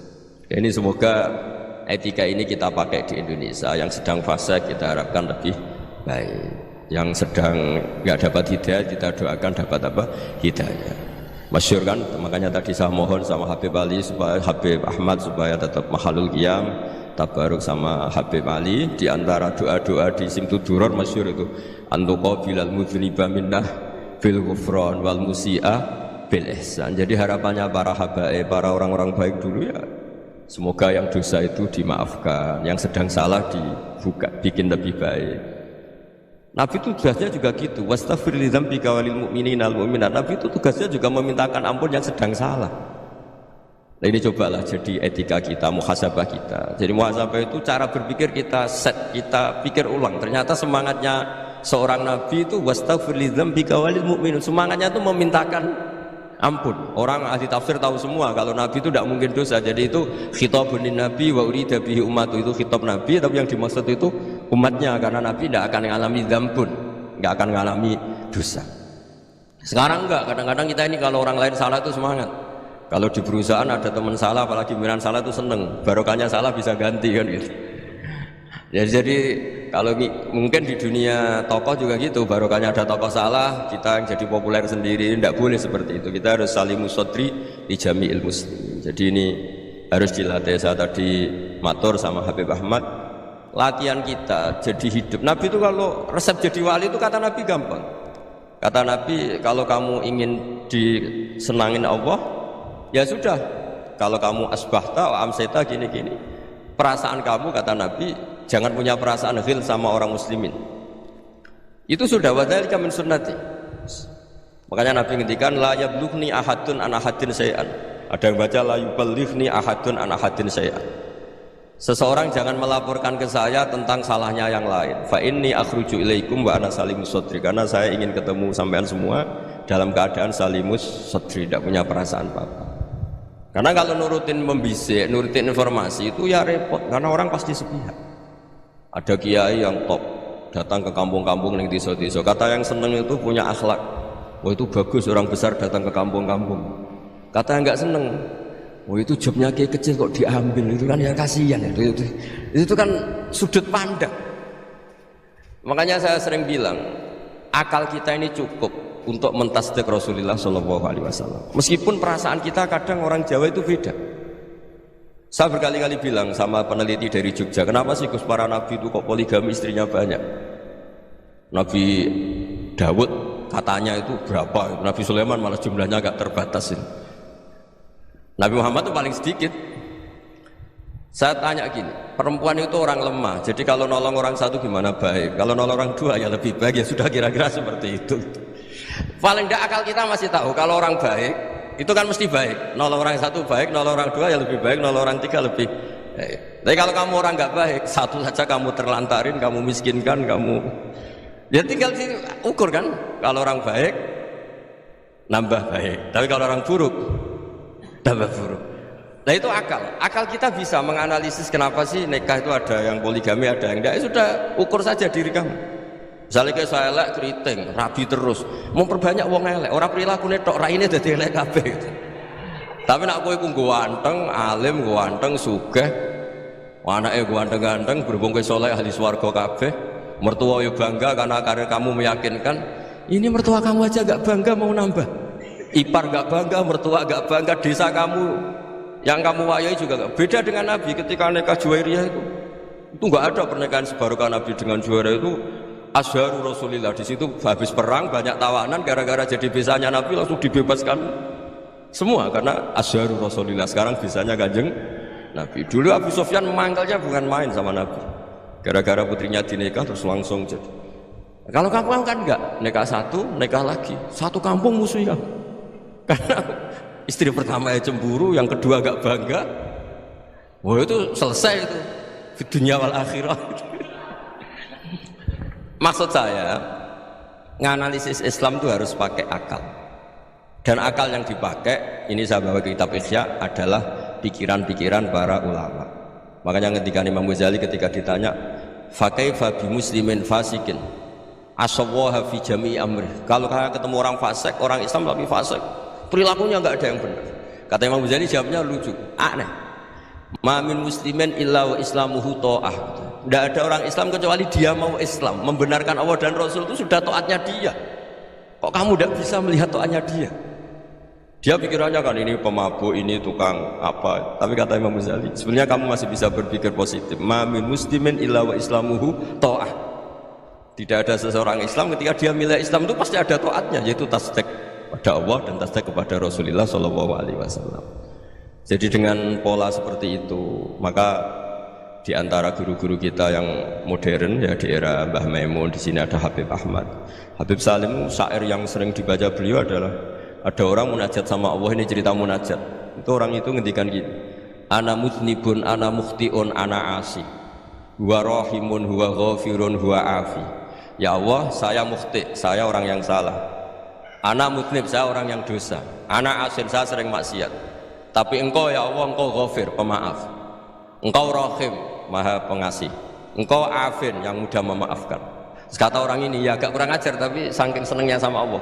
Qobal tuhunna salasatan bisalasat. Ya gini saja ya Allah, sifat engkau diadu dengan sifat saya. Engkau Tuhan, Gusti, enggak boleh kalah gitu. Terus wasatahliban ausofu ausofi, dan kau pasti pemenangnya gitu. Jadi ada orang rayu Allah dengan cara seperti itu ya ada ya. Saya ini manusia, salah saya banyak. Engkau ampunannya banyak.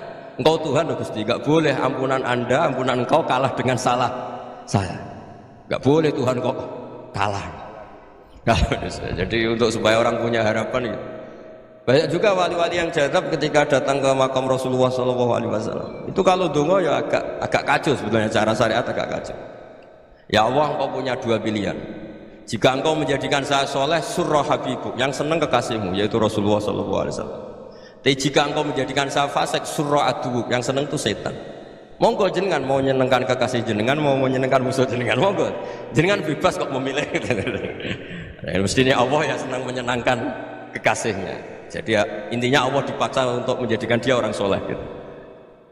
Jadi kayak kemarin itu Pak Gus siapa yang kesini itu, yang sama jenengan kuliah kesini itu sama Habib Ahmad. Saya pertama nggak mau, lama-lama Habib Ahmad ini gimana Gus, orang tahunya saya dekat jenengan, kalau nggak kasih saya malu. Waduh, ini kayak doanya wali yang tadi. Nggak punya pilihan, nggak ada pilihan. Jadi saya mohon muhasabah itu dimulai cara berpikir. Makanya di sini sebetulnya tag ini supaya dapat barokahnya Ihya. Ini kitab yang disenangi para habaib, para ulama. Sebetulnya tag di muhasabah itu redaksinya gini ya, yang lengkap. Hasibu anfusakum qabla an tuhasabu wa zinuha qabla an tuzanu wa tahayya'u lil ardil akbar. Jadi ada kata wazinu, jadi ukur. Perilaku Anda ini diukur, ditakar. Misalnya kita sebagai suami kan ya punya hal-hal yang kita tidak ideal. Cara wong Jawa mesti pesek, cara rezeki ya pas-pasan. Dan kita juga kalau makanya agak boleh tanya, istri begini, apa saat cinta pertama Anda? Pasti Anda kecewa. Orang jadi istri hanya korban terakhir itu. Sudah. Karena orang kalau ngelamar kemana-mana gak jadi, yang jadi istri itu pasti korban terakhir itu. Jarang istri pilihan pertama, jarang. Ayo semua yang nikah. Rata-rata itu pilihan Anda pertama Pak, dari sekian ditolak di mana-mana terus. Ya perempuan terakhir. Kamu juga korban terakhir. Itu wali-wali dulu kalau ngandani kita itu sederhana. Antal ini masyhur diceritakan Habib Zain bin Semit dalam kitab Al-Manhajus Sawi. Anta lam tajid min nafsika kullama turid. Fa kaifa turidu min ghairika kullama turid. Kamu yang ingin ideal saja kamu tidak menemukan pada diri kamu untuk menjadi ideal. Kamu kan ingin ganteng, ingin punya uang banyak, ingin perilaku Anda sempurna. Anda saja yang punya keinginan tidak bisa mewujudkan keinginan Anda sendiri. Fa kaifa turidu min ghairika ma turid. Jadi anta lam tajid min nafsika kullama turid. Fa kaifa turidu min ghairika kullama turid. Kamu yang punya keinginan saja. Misalnya saya ingin punya uang banyak, perilaku saya selalu benar, gak pernah salah. Loh, saya yang ingin saja dengan diri saya gak bisa untuk benar terus. Kok kamu berharap orang lain selalu benar? Jadi anta lam tajid ya sama. Kalau kamu menuntut istri kamu itu ramah, neriman, apa kamu neriman sama wajah istri Anda gitu? Engkau ya pola neng dindi jajaki sana jajaki sini, kamu sendiri tidak tahu apa. Jadi itu nasihat yang luar biasa. Anta lam tajid min nafsika kullama turid, fa kaifa turidu min ghairika kullama turid. Kamu mau menghormati semua orang? Enggak mau kan? Kemudian Anda berharap semua orang menghormati? Enggak.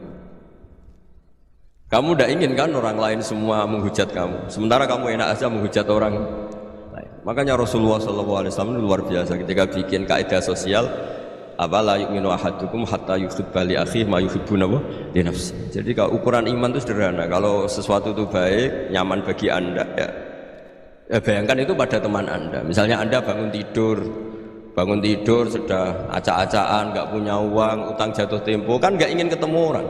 Ya kamu jangan bertamu ke jenis ini karena dengan kamu yang alami juga nggak siap ketemu orang. Makanya ada Habib Alim itu dilapuri sama seseorang. Beb, dulu teman saya itu ketika saya kaya itu sering main ke saya. Setelah saya miskin, mereka tidak main ke saya. Kata Habib itu bagus, sunnah begitu itu bagus. Coba kalau kamu dulu kaya, teman kamu main kan kamu gaya, di rumah ada makanan, bisa hormat kamu. Setelah kamu miskin jadi buruh manol di pasar atau buruh bikin botol, teman kamu datang, malu enggak? Mendingan nggak datang gitu. Akhirnya baru, oh ya alhamdulillah kan gitu. Loh iya kan dulu teman kita datang, kita ada Alphard, istri cantik, rumah bagus. Lah kita miskin, buruhnya orang pas dibentak-bentak, teman kamu udah datang. Milih datang kamu enggak kalau setelah kamu jatuh? Enggak kan? Jadi barokahnya ilmu itu terus. Ya, tapi kadang-kadang orang, wah setelah saya miskin teman-teman enggak kasih kesini. Ya kalau kamu sudah jatuh, teman-teman kamu situ jadi tontonan. Ya mulai sekarang cara berpikir itu dirubah. Dulu yang namanya kiai itu kalau diundang orang itu ya agak-agak senang. Semenjak saya itu agak rubah. Mengundang kiai, ngatur kiai itu tak haram-haramkan ya ada lumayan lah sekarang itu sudah mulai agak beretika. Dulu itu ngundang tuh tanggalnya ditentukan, jamnya ditentukan. Enggak mikir apa kiai saat itu nganggur, enggak. Punya wadifah, enggak. Dia milih tanggal yang dia nganggur, enggak mikir masa itu kiainya nganggur apa, enggak. Ya saya hanya cerita aja, kamu tersinggung ya monggo, boten nggih monggo itu kan. Jadi saya mohonlah supaya tadi saya juga matur ke Habib Ahmad. Jadi untuk orang merasa ikut sunnah Rasul itu gampang sekali kata Sayyid Muhammad. Dulu Nabi berpakaian ala daerahnya. Kalau mikot ya pakai mikotu baladi. Karena Nabi orang Madinah dan beliau berdomisili di Madinah ya misalnya mikotnya dari Bir Ali misalnya. Tapi kalau Anda orang kawasan Tanim mau umrah ya dari Tanim, misalnya kawasan Jirona ya dari Jirona. Artinya apa? Kamu ngambil mikot karena Nabi mikot misalnya dari Bir Ali, bukan berarti kamu harus seperti Nabi di Bir Ali, kamu orang Mekah, misalnya kamu orang Tanim, orang dia harus dari mikot itu apa? Baladi. Sama, makanya di fikih-fikih itu kalau tahnik anak, Nabi orang Arab, halawiyatnya kurma ya kurma. Kalau orang Jawa sedegan, semua podo-podo. Ya podo-podo manis. Jadi ini tabaruk sama Sayyid Muhammad, ini ada murid beliau Habib Ahmad, saya baca supaya orang itu merasa ikut Nabi itu gampang sekali. Ini saya baca ya di halaman tadi disaksikan Habib Ahmad 33 di kitab apa begini? Manhajus Salaf fi Fahmin Nusus. Itu kata Sayyid Muhammad, wa kanat sunnatu Rasulillah annahu yat'amu ma yajiduhu fi ardi wa yalbasu ma yajidu wa yarkabu ma yajidu mimma abahu wa ta'ala. Faman istamala ma yajiduhu fi ardi fa huwa al-muttabi' lis sunnah. Kama annahu hajjal baita min madinati. Faman hajjal baita min madinati nafsi fa huwa al-muttabi' lis sunnah wa illam takun hadhil madinatu tilka. Jadi intinya misalnya Nabi dulu itu ngasih sedekah kepada fakir miskin ya pakai dinar, dirham. Ya kalau orang misalnya sedekah pakai rupiah ya sudah ikut sunnah Nabi. Jangan, Nabi pakai dinar loh, kamu kok pakai rupiah. Dulu dinarnya Nabi udah ada tulisannya Bank Indonesia, kamu ada tulisannya Bank. Ya tidak ada seperti itu. Ya jadi misalnya Nabi sedekah pakai tamar atau pakai al-aqid, ya kita pakai beras, pakai apa. Supaya orang tuh bahwa Rasulullah itu milik kafatal linnas, milik semuanya, sehingga merasa ikut sunnah Nabi itu ya semuanya. Makanya dulu Mbah Mun kalau motivasi saya supaya bombong, kalau orang Jawa bilang bombong, wong Jawa mesti ono wong alim. Beliau menyontohkan mas itu Mbah Fadol, Senori, Mbah Ihsan Jambes, itu bisa ngarang-ngarang kitab luar biasa, padahal beliau bukan orang Arab. Imam Sibawai itu orang Persia, Imam Ghazali orang Tos itu juga ikut Persia. Kata Imam Mun, wong sing ora Arab lah mesti untuk jatah alim, kata beliau, karena Nabi itu diutus kafatal linnas. Nanti kalau orang yang alim itu Arab tok, berarti tidak ada perwakilan dari Afrika, dari Asia Tenggara, dari mana-mana. Makanya karena Nabi statusnya itu kafatal linnas. Jadi kita harus bangga sebagai Muslim, sebagai orang Indonesia, karena misalnya Wali Kutub dulu terkenalnya hanya ada di Yaman, di mana. Ternyata pernah ada juga di Indonesia, dan seperti Habib Abu Bakar Segaf Gresik. Jadi ya artinya kan tetap orang Indonesia, meskipun beliau zuriyah Rasul kan ya sudah orang apa? Orang Indonesia. Zuriyahnya Habib Ali Simtuduror sekarang di Solo. Jadi Indonesia juga dapat alawin banyak dari Sadatin al-Alawin juga. Jadi saya mohon barokahnya ngaji seperti ini, melihat orang lain tuh gampang. Bayangkan tuh kalau anak kamu, makanya Nabi nanti kalau nggak percaya lihat di Hikam nomor 15 di kitab saya. Di situ dijelaskan oleh Hikam, jangan-jangan semangat Anda pada orang yang maksiat, pada orang yang keliru supaya dihukum itu karena kebetulan itu udah anak Anda, itu udah keluarga Anda. Coba kalau itu keluarga. Makanya kalau saya guyonan di Jogja itu ada pembantu mecahkan piring terus dimarahi majikannya, saya mesti guyon gitu, pasti itu pembantunya tidak cantik. Kok bisa Gus? Andai kan cantik dan kamu senang mecahno piring satu, piring 1000 ora iso ngamuk. Ternyata ngamuknya itu karena mecahkan piring apa karena plus tidak cantik? Coba jawab para lelaki ini. Kamu marah sama orang maksiat itu karena maksiat, karena plus itu udah anak Anda. Bayangkan kalau itu anak Anda. Itu hebatnya Rasulullah SAW, karena kita yang salah pun kadung umatnya, Nabi tetap ngasih fasilitas syafaati li ahlil kabair min ummati. Kayak apa baiknya Nabi? Tidak ikut maksiat tapi ikut fasilitasi ngasih syafaat. Loh kalau li ahlil ibadah kan wajar, Nabi ketika ini syafaati li ahlil kabair. Ya karena tadi logika yang dibangun Rasulullah itu logika yang luar biasa. Kita semangat orang lain kena hukuman itu karena kita tidak punya ra'fah, tidak punya rahmah. Coba kalau Rasulullah yang bil mu'minina ra'ufur rahim, semangatnya itu mendoakan supaya tobat, mendoakan diampuni. Dan itu juga yang diperintahkan oleh Allah Subhanahu wa taala, wastaghfir li dzambika walil mu'minina wal mu'minat. Ya semoga barokahnya ngaji ini, barokahnya Habib Ahmad, barokahnya Maulid Simtuduror, barokahnya semua kitab madaih, tiba berjanji semuanya, barokahnya Ikhya, barokahnya Said Muhammad, barokahnya guru kita semua, Mbah Maimun, bapak saya. Kita ini ngikuti manhaj, ya, ngikuti apa? Manhaj. Saya sering didhawuhi Mbah Mun, kenapa ihdinas siratal mustaqim bukan siratoka, bukan jalan engkau ya Allah? Karena Allah itu nggak bisa kamu tiru. Allah itu tidak tidur, tidak makan, tidak kesel, tidak capek. Yang bisa ditiru itu siratal ladzina an'amta alaihim. Yang bisa ditiru manusia ya niru manusia. Karena Allah itu tidak bisa ditiru, makanya ihdinas siratal mustaqim siratal ladzina. Dan niru siapa? Niru guru-guru kita. Termasuk niru cara pandang. Jadi misalnya ada orang awam di rumah itu hanya delok reng, delok tikus liwat, itu kan kayak nganggur. Kok ora tahajud malah mendelok reng. Melihatnya jangan gitu. Huwa tarokal ma'asiyah. Dia di rumahnya tidak dugem, tidak kemana-mana. Dia berarti malam itu tarkul ma'asi, tidak nyopet, tidak garong, tidak ke tempat maksiat. Susahnya apa sih husnudzon? Jadi jangan lihat huwa tarkut tahajud, huwa tarokat tahajud, wa taroka qiyamul lail. Oke ya, namanya orang begitu ya tidak tahajud, tidak qiyamul lail. Tapi susahnya apa sih kamu bilang huwa tarokal ma'asiyah, dia juga meninggalkan maksiat, dan tarkul maksiat itu ibadah. Supaya orang tuh gampang lah husnudzon sama orang muslim. Ini orang mukmin, orang yang luar biasa. Di mata Allah itu orang yang luar biasa. Kayak tadi Imam Ghazali, kalau saya ketemu orang muslim kemudian dia tidak pernah baik, gimana? Kata Imam Ghazali, ma min muslimin illa wa islamuhu ta'ah. Tidak ada orang Islam ketika dia mentasdihkan Allah dan Rasulullah, berarti dia juga punya taat. Ya ini latihan saja, sing iso nglakoni Habib Ahmad kula namung cerita mawon. Kula cerita secara akademik, saya punya kitab, saya baca dan alhamdulillah kita paham barokahnya para guru, dan supaya terbiasalah. Sebaik-baiknya ibadah husnudzoni billah wa husnudzoni bil mu'min. Soal tidak cocok ya diilmoni tadi ya, namanya nggak cocok ya jangan sering ketemu. Seperti Rasulullah SAW, beliau karena sangat mencintai Sayyid Hamzah, ketemu orang yang pernah begitu sama Sayyid Hamzah ya beliau secara basyariah tidak siap. Tapi beliau secara cara bahasa sekarang, secara profesional, kalau beliau seorang nabi dan harus menerima tobatnya siapapun ya diterima. Saya meskipun dengan A, B gak cocok karena dia begini-begini sama saya, tapi saya ingat dia sholat, dia baca sholawat, dia mencintai Rasulullah, ya kita hormat.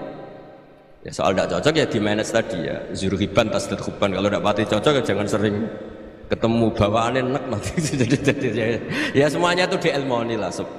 Makanya ketika ini Ma'ruf Al-Qurhi ada yang baca Al-Kharki, mangqala fil yaumi salasa marrat umarham umat Muhammad kutiba minal abdal. Karena semangat mencintai siapapun satu hari sering baca umarham umat Muhammad, wa asli umat Muhammad, wa tajawaz an ummati Muhammad, itu mesti kutiba minal abdal, dia pasti termasuk wali abdal. Maksudnya semangat mencintai ya dilatih. Misalnya Indonesia Power atau PLN, andai kan tidak ada PLN itu kayak apa? Orang nggak bisa ngaji, tidak bisa aktivitas, ya barokahnya ada PLN, barokahnya jasanya. Kita sadar, tidak semua kebaikan kita ini memenuhi keinginan orang banyak. Orang banyak ingin listrik, ingin saluran apa, dan itu kadang yang mewujudkan orang lain atau kelompok lain. Ya karena itu manfaat ke orang lain ya kita doakan, karena khairun nas anfa'uhum linnas. Sehingga kita terbiasalah ngakui orang. Seperti semangatnya Rasulullah SAW, semuanya itu didoakan, semuanya diinginkan kebaikannya. Bahkan Nabi gak putus asa sampai di akhirat. Ketika Nabi lain sudah putus asa karena sudah akhirat, sampai dimintai syafaat semuanya bilang nafsi, nafsi. Karena merasa semuanya gak punya nyali di depan Allah, karena ini sudah akhirat, sudah finish. Tapi apa Rasulullah? Analah, ya udah saya sanggup mensyafaati kalian. Terus kata Nabi, fa'atiyal arsya, saya mendatangi aras, fa akhiru lahu sajidan, saya sujud, wa ahmaduhu bima hamida allamani rabbi. Kemudian saya tetap puji Allah dengan pujian yang terus menerus. Padahal sudah di akhirat, sudah finish. Nabi dimintai syafaat masih sanggup, karena Nabi tahu akhirat tidak bisa mendikte Allah, tidak bisa. Allah terus bilang, ya Allah ini akhirat, engkau sudah tidak boleh mensyafaat, tidak bisa. Allah tidak bisa diganggu akhirat, Allah tidak boleh dibatalkan rahmannya oleh akhirat. Allah tetap Rahman Rahim abadal abad, dan Nabi tahu itu. Makanya kata para ulama, fa Muhammadun ahmadu min ghairihi. Jadi Nabi Muhammad namanya dua yang terkenal. Sebenarnya banyak yang terkenal dua, Muhammad sama Ahmad. Ketika Nabi punya nyali memuji Allah di akhirat atau sudah di akhirat, itu fa Muhammadun ahmadu min ghairihi. Ketika Nabi lain sudah punya nyali muji Allah karena sudah akhirat, Nabi Muhammad tetap berani muji Allah di saat seperti itu. Makanya Ahmadu di situ kata ulama itu af'al tafdil, fa Muhammadun ahmadu min ghairihi. Kanjeng Nabi lebih memuji Allah di saat yang Nabi lain sudah tidak punya nyali untuk